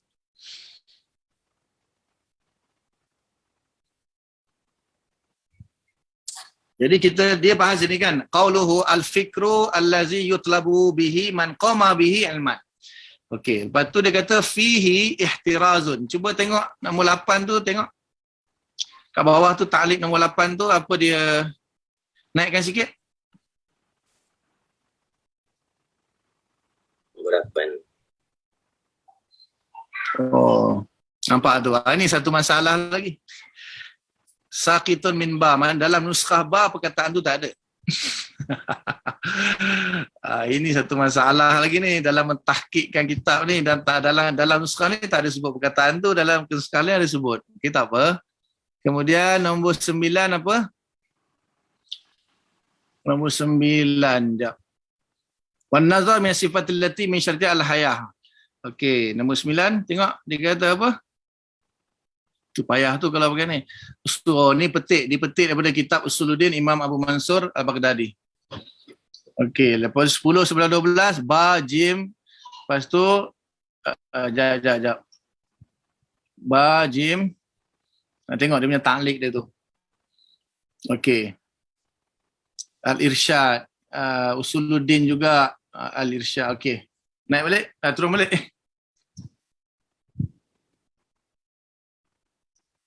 Bukan. Yang tadi. Okey. Sikit lagi. Okey, dah. Okey. Qauluhu al-fikru allazi yutlabu bihi ma qama bihi ilman. Fikir itu ialah allazi yutlabu bihi man qama bihi. Dituntut dengan fikir itu orang yang qama bihi al-fikru lah. Maksudnya ada fikir itu padanya, ilman dapat ilmu. Maka betul dia kata Imam Ibnu Muqtarah Taqiyuddin Muqtarah kata fihi ihtirazun min mazhab Mu'tazilah. Dalam takrif ini, dalam keterangan ini untuk mengecualikan, membezakan kita dengan takrif Mu'tazilah. Fa inna indakum, di sisi Mu'tazilah dia kata kullu sifatin, setiap sifat min syarti hal hayah, yang mana syarat ni mesti hidup, iza qamat bi juz'in, jika ada juzuk daripadanya, qamat itu dia punya fa'il dia sifat tadilah. Iza qamat sifatun bi juz'in au jabat as-sifat lil hukmi lil jumlah, maka mewajibkan sifat itu mewajibkan hukum, au jabat al-hukma, bukan al-hukmu, al-hukma jadi maf'ul situ. Au jabat dia punya fa'il dia sifat, kullu sifat tadi, al-hukma lil jumlah, macam kita katalah kudrah Allah Ta'ala kan. Bila Allah Ta'ala ada kudrah, dia mewajibkan ijad. Bila Allah Ta'ala ada ilmu, mewajibkan inkishaf. Kan sebab apa? Sifat itu bila dia qiyam pada mahal dia, sifat itu qiyam pada zat, dia mesti ada mewajibkan satu hukum. Apa gunanya kudrah kan? Untuk apa? Untuk ijad. Apa guna iradah? Untuk taksis. So di sini bagi Mu'tazilah, setiap sifat itu yang mana dia ni dengan syarat dihayah tadilah, macam kudrah iradah kan syarat dihayah. Bila dia ada pada mahal dia, maka dia akan mewajibkan satu hukum secara jumlah. Okey, wan nazaru min sifatil lati min syartil hayah. Nazar pun adalah suatu sifat-sifat yang mana syarat dia hayah. Jadi maka di sini bila qiyamnya sifat fikir itu pada man qama bihi itu, dia akan mewajibkan ilmu. Terus akan ada ilmu. Bila ada fikir berarti ada ilmu. Macam seolah-olah benda tu lazim lah. Tapi kita di sini kata yutlabu bihi man qama bihi ilman. Maksudnya dia tak akan terhasilkan secara automatik. Kita kena dia kena gunakan dulu, lepas tu kena ada benda tu baru dia dapat ilmu. Jadi Mu'tazilah kata seolah-olah bila ada sifat fikir itu, maka automatik akan ada ilmu. Betul tak? Au jabat al-hukma. Kita kata yutlabu bihi. Man qama bihi. Kita syaratkan yutlabu bihi yang man qama bihi.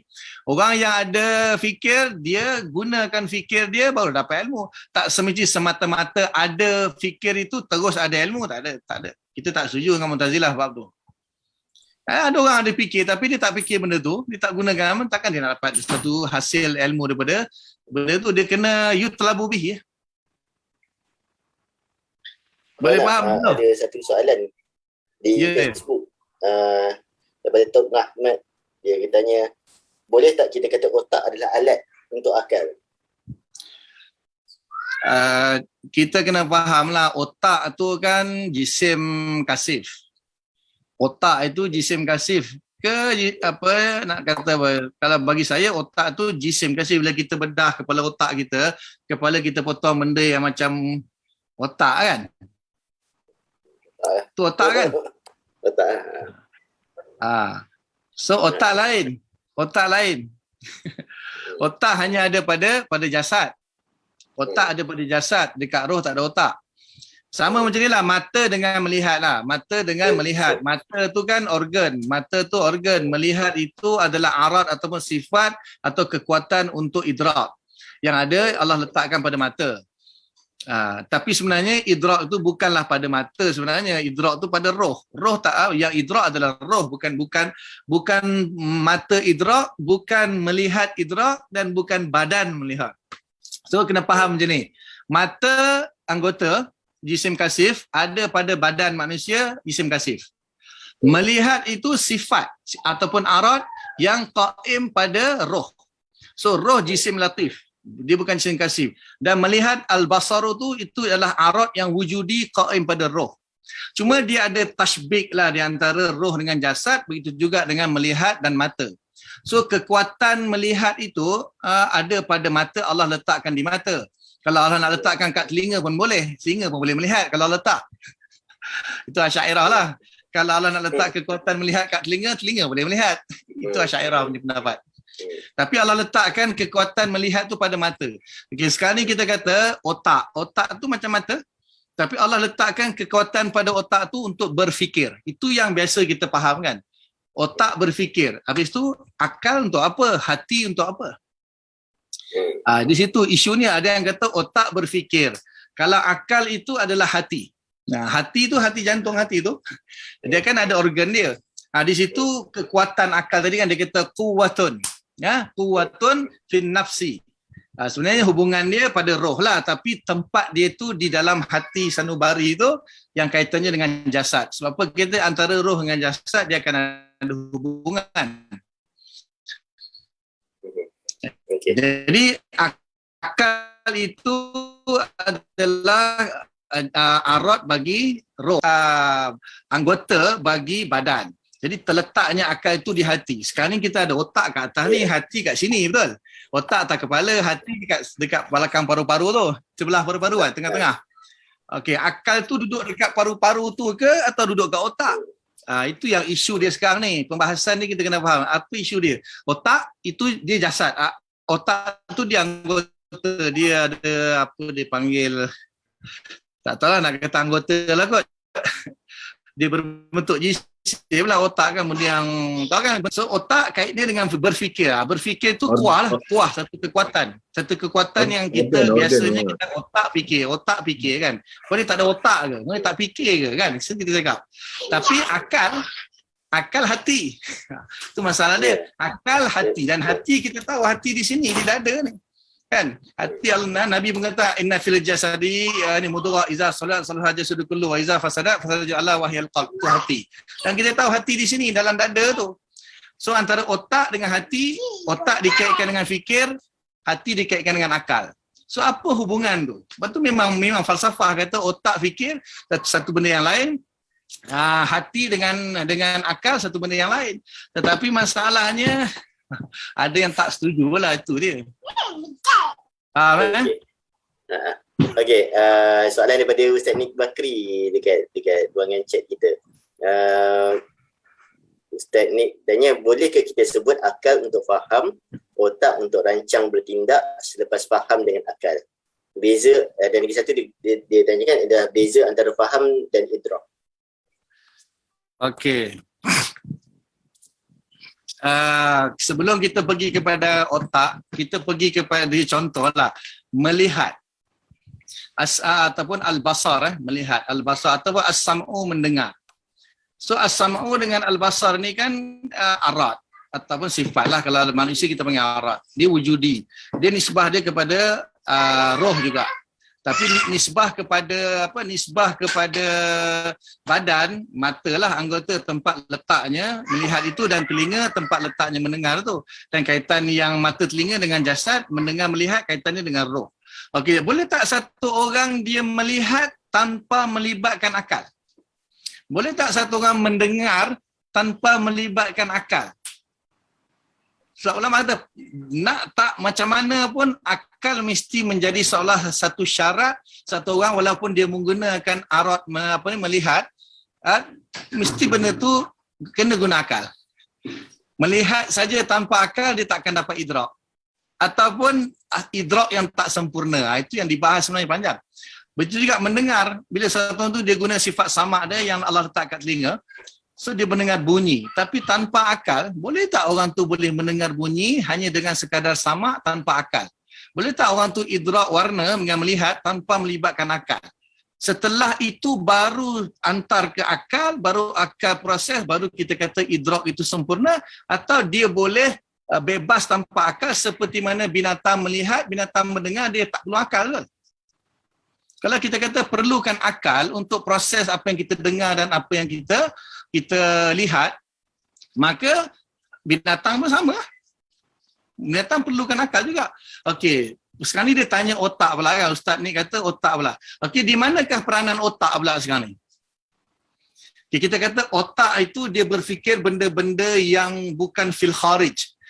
Dia kaitan dengan benda-benda yang kulliyat. Contohnya benda-benda kuliah. Kita ada kan juz'iyat, kita ada benda yang mutasyakhisat fil kharij. Benda yang wujud fil kharij itu mesti perlu kepada hawas yang zahir, melihat, mendengar. Tapi ada benda-benda kulliyat yang kita tak perlu pun kepada benda-benda yang zahir sebenarnya. Kita boleh tasawurkan dalam kepala otak kita 1+1 2. 4x4 16. Tak perlu kita lihat kepada benda luar. Ada benda-benda macam kita adalah sebagai bapa, kita ala benda-benda kulli, benda-benda yang fi zihni ni kita boleh guna. Jadi ada yang kata otak itu dia macam mata, macam mana otak tu macam mata dan berfikir tu macam melihat bagi mata, dan apa pun akan kembali kepada akal. Maknanya dia berfikir gunakan otak, tapi kalau tak ada akal tak jalan juga. Mendengar, melihat pun, walaupun dia mendengar tapi tak ada otak, tak ada akal, dia tak akan boleh. So, akal tu macam jadi asas. Satu asas bagi idrak-idrak yang lain. Adakah begitu ataupun akal tu sendirilah otak dan berfikir?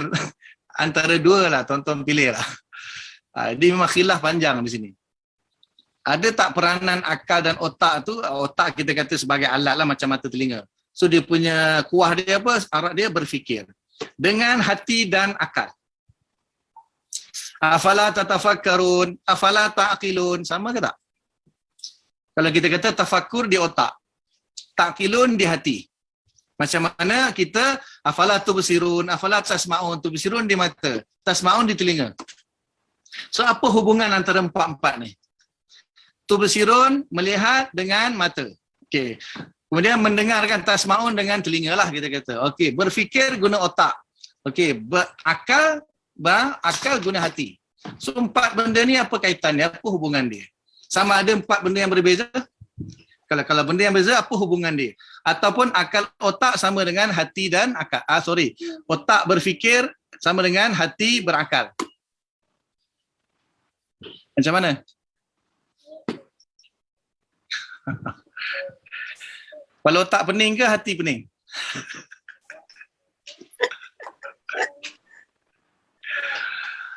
Dia mesti ada hubungan tu. Sebab tak mungkin satu orang kata, kalau kita kata okey tak perlu akal kan, maknanya binatang dia mendengar, dia melihat, dia ada telinga, dia ada mata, tapi dia tak ada akal. So semata-mata dengan menggunakan kekuatan melihat dan mendengar, binatang sudah dapat maklumat. So tapi dia tak bakal. Sampai ke otak je. Akal tak ada. Binatang kan ada kan otak monyet, kita bedah binatang dia ada otak tu. Tapi otak dia berfikir ke tak? Benar, apa kaitan berfikir dengan berakal?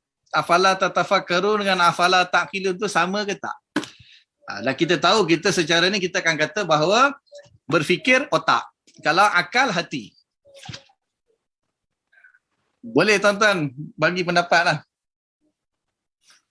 Nak ambil yang mana satu? Kalau nak boleh kita kata beza akal, hati. Kalau fikir otak. Sebab apa? Akal itu adalah dia punya markas dia kan. Kalau otak itu hawas batiniah. Itu memang betul.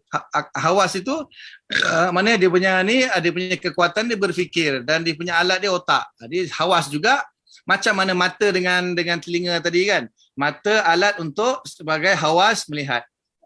Kalau telinga alat untuk hawas mendengar. So mendengar melihat ni dia satu kekuatan yang diletakkan di mata dan di telinga untuk idrak. Okey, macam otak juga, otak dia hawas juga. Dia hawas tapi hawas batin, dia idrak juga, idrak dengan berfikir. Tapi semua tu pergi kepada hati. Hati yang macam seolah-olah dia punya main. Kalau tak ada hati ni semua tak pakai. Dia ada mata dia melihat pun takkan dapat mesej, tak dapat idrak. Dia mendengar bunyi ada telinga pun dia takkan dapat idrak. Dia ada otak dipikir pun tak dapat idrak. Ataupun antara akal dengan fikir sama. Tanya otak dengan hati kita tahu lain-lain lah kan. Otak dengan hati lain kita tahu dah. Tapi akal dengan fikir itu je masalah dia. Mana macam orang yang penyakit Alzheimer tu ataupun nyanyuk. Di sisi hukum fiqah, adakah dia termasuk mukallaf lagi? Ataupun kalau dia tidak mukallaf lagi, jadi maknanya istilahnya tak berakal lah orang Alzheimer ni kan. Tak cukup syarat untuk dia sebagai seorang taklif. Jadi itu ni mana kaitan dia dengan yang pembincangan kita ni. Okey, sebelum tu Allah kata orang kafir apa dia? Wahum qaumun la yaqilun. Okey, wahum qaumun la yaqilun tu nak tanya mereka tak ada akal ke atau macam mana? Kalau mereka tak ada akal, mereka bukan mukallaf. Kalau mereka tidak ada akal, mereka bukan mukallaf. Sebab apa kan? Taklif kan syarat dia berakal. Taklif kan dia beritahu syarat dia balik berakal. So Allah kata dekat orang kafir, wahum qaumun la yaqilun. Nah, adakah kita kata mereka qaumun la yaqilun tu mereka tidak gunakan akal? Atau mereka tak ada akal? Ada akal tapi tak gunakan akal. Betul? Betul. Okey, lagi satu nak tanya. Dalam Al-Quran ada tak satu lafaz secara isim al-aqlu? Isim al-aqlu dalam Quran. Tak ada. Semua fa'al. Afala ta'qilun, afala. Mereka tak pakai akal. Okay, mereka ada akal, mereka tak pakai akal. Sebab tu mereka mukallaf. Okey, orang yang penyakit-penyakit macam tu semua tu, dia ada akal ke tak ada akal? Orang yang berpenyakit yang Ustaz sebut pun enzima. Enzima. So dia ada akal ke tak ada akal? Ada. Dia pakai akal ke tak boleh pakai akal? Tak boleh pakai. Okay, kita katalah dalam bab tu mereka yang berpenyakit maknanya Allah Taala menyekat penggunaan akal dia. Akal dia ada tetapi Allah Taala letakkan satu arat dia tak boleh bil fa'al menggunakan akal itu. Saya boleh jawab macam tu je lah paling pun. Orang yang ada penyakit yang Ustaz sebut enzima ke apa tadi, dia ada akal tetapi Allah Ta'ala ciptakan satu arat yang namanya enzima yang menghalang dia daripada menggunakan akal itu bil fa'al. Tapi orang-orang kafir dia boleh guna akal dia tapi dia tak nak. Tapi kita boleh kata juga sebenarnya Allah Ta'ala meletakkan juga dia satu arat bagi akal dia untuk menghalang dia, iaitu dipanggil khuzlan kan. Dipanggil khuzlan. Jadi hidayah tu kan petunjuk. Bila hidayah tu Allah bagi kepada satu, dia mana akal dia boleh terima. Tapi Allah Ta'ala ciptakan khuzlan kepada orang kafir, dia tak boleh nak gunakan akal dia untuk menerima kebenaran. Wallahu a'lam. Wallahu a'lam. Baik, Allah.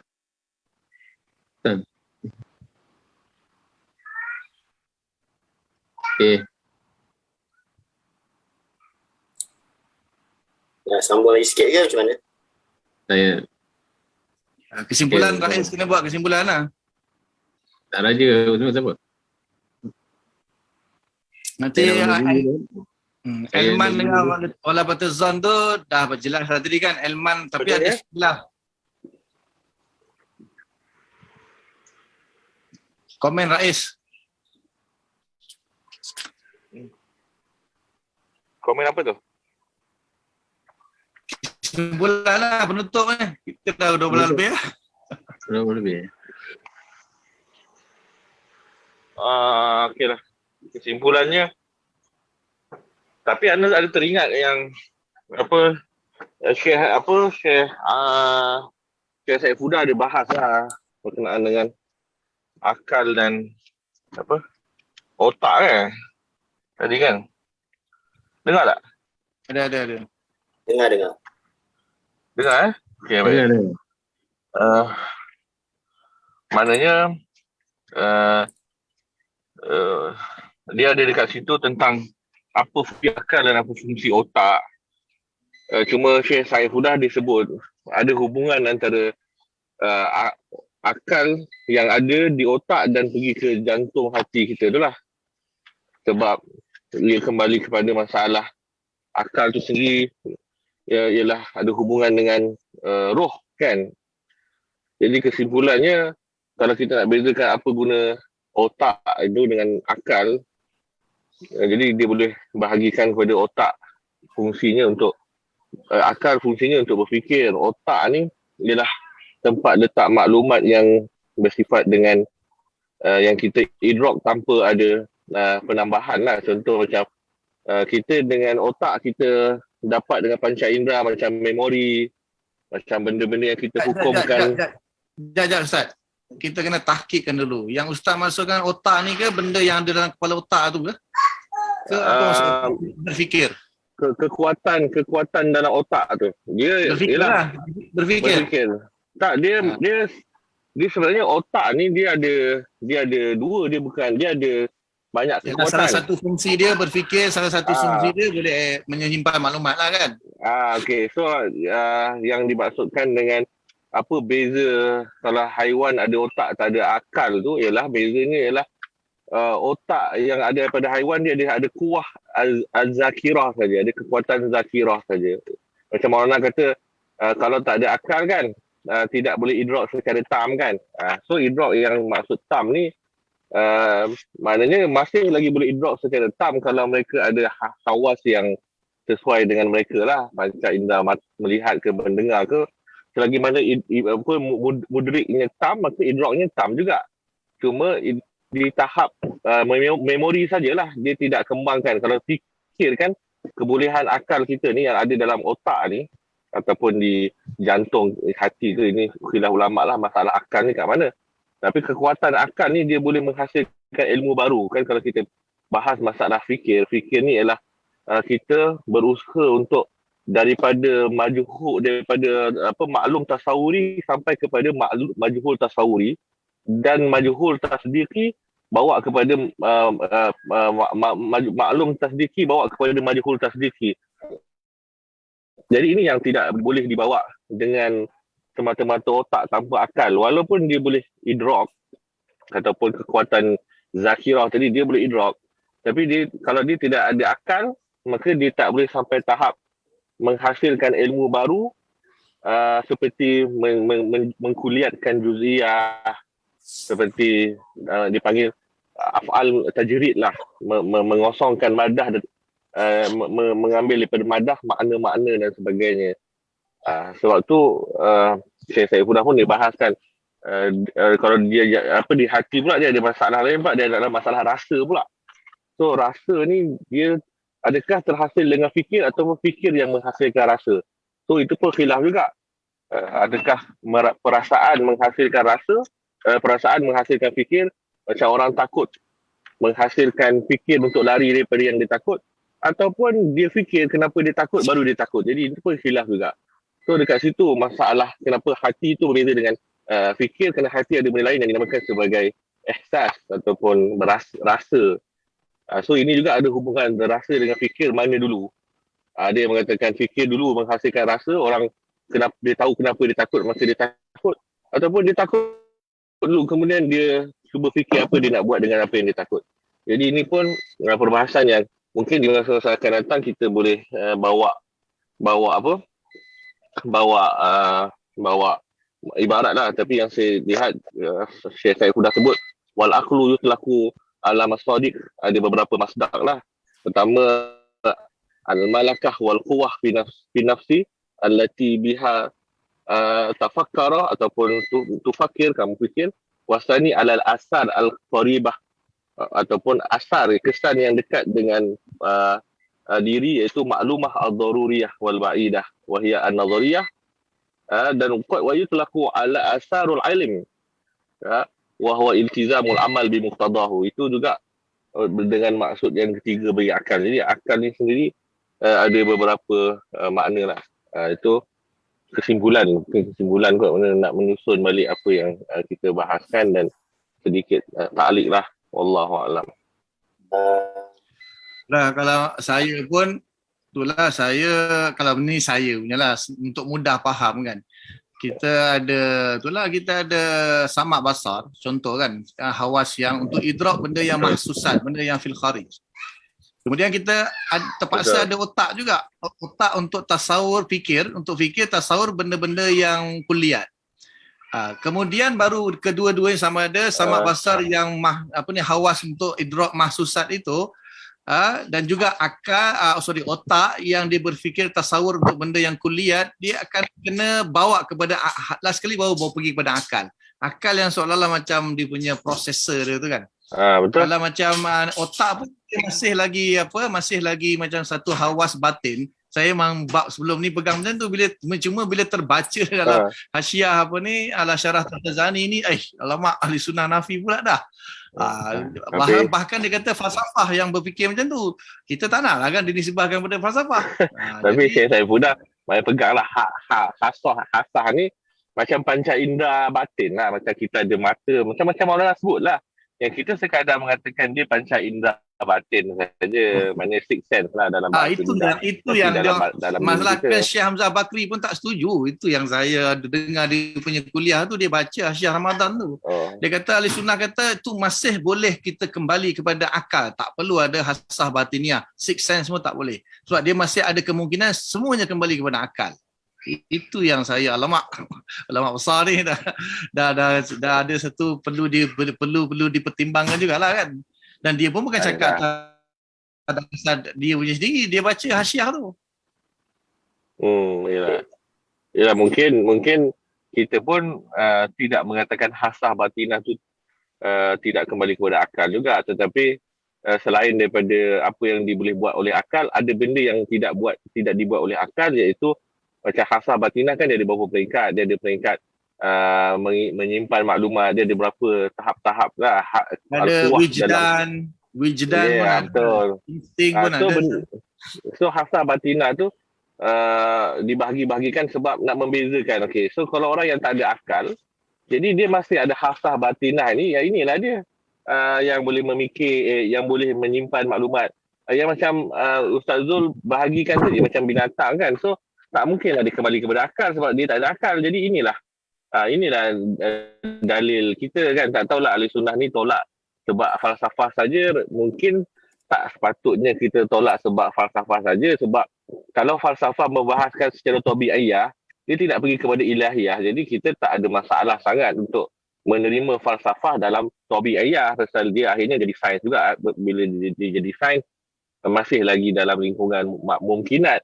Falsafah yang betul-betul kalau kita tolak ialah membahaskan tentang ilahiyat. So anda rasa kalau semata-mata sebab falsafah saja tidak menjadi sebab untuk ditolak, kerana nanti saintis pun ialah falsafah tabi'iyah juga dalam makna lebih umum. Jadi tak ada masalah lah kat situ. Wallahu a'lam, mana tak dengar lagi Syekh Hamzah Bakri kritik sebab adakah semata falsafah, sebab kita tolak semata-mata falsafah tu kan tak ilmiah lah. Kita kata dalil betul, sebab dia ada terima dalil tu ghairu tam. Dalil dia ghairu nak isbatkan benda tu ghairu tam, sebab masih ada lagi imkan kita nisbahkan kepada akal. Kalau macam haiwan, macam binatang tu macam mana kalau kita membezakan manusia dengan binatang dengan adanya panca indera dalaman yang bukan akal, yang berfikir, sebab mereka tak ada akal. Itu ialah ghairu tam pun tetapi masih kuat juga kan. Dia boleh kata benda tu ada tetapi tak dinamakan akal. Tu je. Itulah yang dinamakan panca indera dalaman. Tak apalah namanya tu kan. Tapi itulah dia yang maknanya yang kalau kita nak kata semua kembali kepada akal, iskal kita ada kat situ lah. Macam tangan yang akan berbicara nanti apa yang disimpan memori. Dia tidak ada akal. Tapi dia adalah hasah batinah sebab dia mungkin boleh menyimpan. Para ulama sufi mana kata memang semua semua benda boleh mendengar, melihat lah macam orang sebut tadi. Tapi mereka menyimpan memori sajalah. Dia ada hasah batiniah tu. So cuma dia tidak ta'akul lah, dia tidak ada fikir yang boleh mengembangkan ilmu baru yang daripada maklum tasawuri kepada majhul tasdiki yang baru tu. So itu yang membezakan antara ada akal ke tidak. Fikir tadi itulah, fikir yang menyebab terhasilnya ilmu baru tu. Ada satu soalan sebenarnya dekat Facebook. Ana tak nak menghampakan follower lah yang bertanya soalan. Daripada saudara Karim Mansur, soalannya bagaimana pula schizophrenia atau gila. Schizophrenia ni dia apa? Dia gila lah. Lebih pada delusion, hallucination kan. Dia nampak orang lain, orang yang tak ada macam tu lah. Itulah kalau dalam syariat kita kan, dalam syariat kita kebanyakan taklif itu syarat dia berakal kan. Jadi sebenarnya saya rasa kita kena kembali kepada tabib juga atau doktor lah dalam menentukan orang itu setakat mana yang dia katakan berakal ataupun tidak. Maksudnya akal tu ada, manusia ada akal kan. Cuma bila dia gila, schizophrenia ke, paranoia ke, apa ke saja ke, atau dia lumpuh kan, orang stroke kan lumpuh separuh otak. Saya pernah tanyalah sebab ada seorang ulama dia kata macam ni. Kita perlukan doktor untuk pastikan fungsi dia punya otak lah. Selalu dia akan nimbaskan pada otak. Adakah otak dia boleh berfungsi lebih 50%, maka dia masih mukallaf. Tapi kalau otak dia dah tak berfungsi kurang daripada 50%, kita anggap dia kategori tidak berakal dan dia gugur taklif. Itu jawapan yang paling saya dengar yang paling simple lah dia jawab. Cuma ini macam mana nak menentukan orang tu kan sampai tahap mana dia tu berakal ataupun tidak. Dia kata tengok scan otak dia boleh tahu. Adakah otak dia sudah collapse lebih 50%, maka hukum tak berakal. Maknanya tetap ada kaitan lah antara akal dengan otak tu kan. Dan kalau kurang daripada 50%, maka dianggap dia bukan mukallaf lagi dah kerana di kategori tidak berakal. Itu saya pernah tanya ada Maulana lah di hospital ni. Dia jawab macam ni. Sebab mak saya pernah stroke dulu. Lepas tu dia tanya, saya tanya wajib tak wajib semayang ni kan. Dia kata tanya doktor, akal dia berfungsi dah tinggal. Sebab stroke ni kan separuh badan, dia akan beku separuh otak tu. Jadi tahap mana doktor akan tahu otak dia berfungsi setakat mana. Kalau dia kata lebih 50% dan dia mampu buat, kita masih mukallaf. Kalau biasanya kalau kurang daripada 50%, maknanya dia dah bukan mukallaf. Tapi saya tahu lah ada perincian lagi. Otak tu pun ada macam-macam bahagian kan. Dia bukan semua bahagian otak tu dia boleh main bahagi 50-50 macam tu je. Dia ada bahagian tu kiri, otak kanan, otak kiri yang mengawal pergerakan, yang mengawal rasa, mengawal tu dia lebih kompleks lagi daripada tu. So nak bahagikan 50% tu kan tak tahulah macam mana doktor bahagian psikologi ni dia boleh mampu buat pembahagian tu menghukumi orang tu bukan mukallaf sebab dia dah tak berakal sebab otak dia dah lumpuh. Itu saya tak pastilah kita kena melibatkan medical dah kan. Tapi dia tak scan hati, dia scan otak masalahnya. Maknanya ada kaitan dengan otak jugalah akal ni kan. Betul. Okay, Ustaz Raja dengan Mona Isan mungkin kalau nak sembilan akhir. So, dah tak ada dah. Nah, okey dah tu. Mona dah mantap tu. Masya-Allah. Okay. Itulah maknanya kalau siapa yang rajin, bukalah kitab-kitab yang lain kan. Berlambak kitab ulama kita, kadang kita berhujah rupanya benda tu jawapan dah ada dah dalam kitab-kitab ulama kita tak buka kadang-kadang. Jadi rajin lah buka kitab-kitab yang besar-besar kan.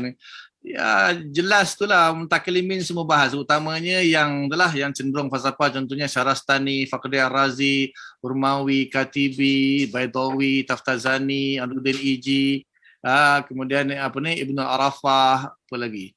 Itu insya-Allah ada kot dalam kitab-kitab tu. Terutamanya bab inilah Umurul Ammah atau falsafah. Akan ada lah. Supaya kita sedar lah bawa ibarat ni, poin ni. Taftazani kata macam ni, Syarif Jurjani kata macam ni, tapi Fakhri Razi kata lain. Imam Amidi pun ada lah, Abkar pun ada tu. Wallahualam, tu je lah. Kita nak refresh ilmu-ilmu ulama dulu bahas. Kita tak nak benda tu tenggelam macam tu je kan.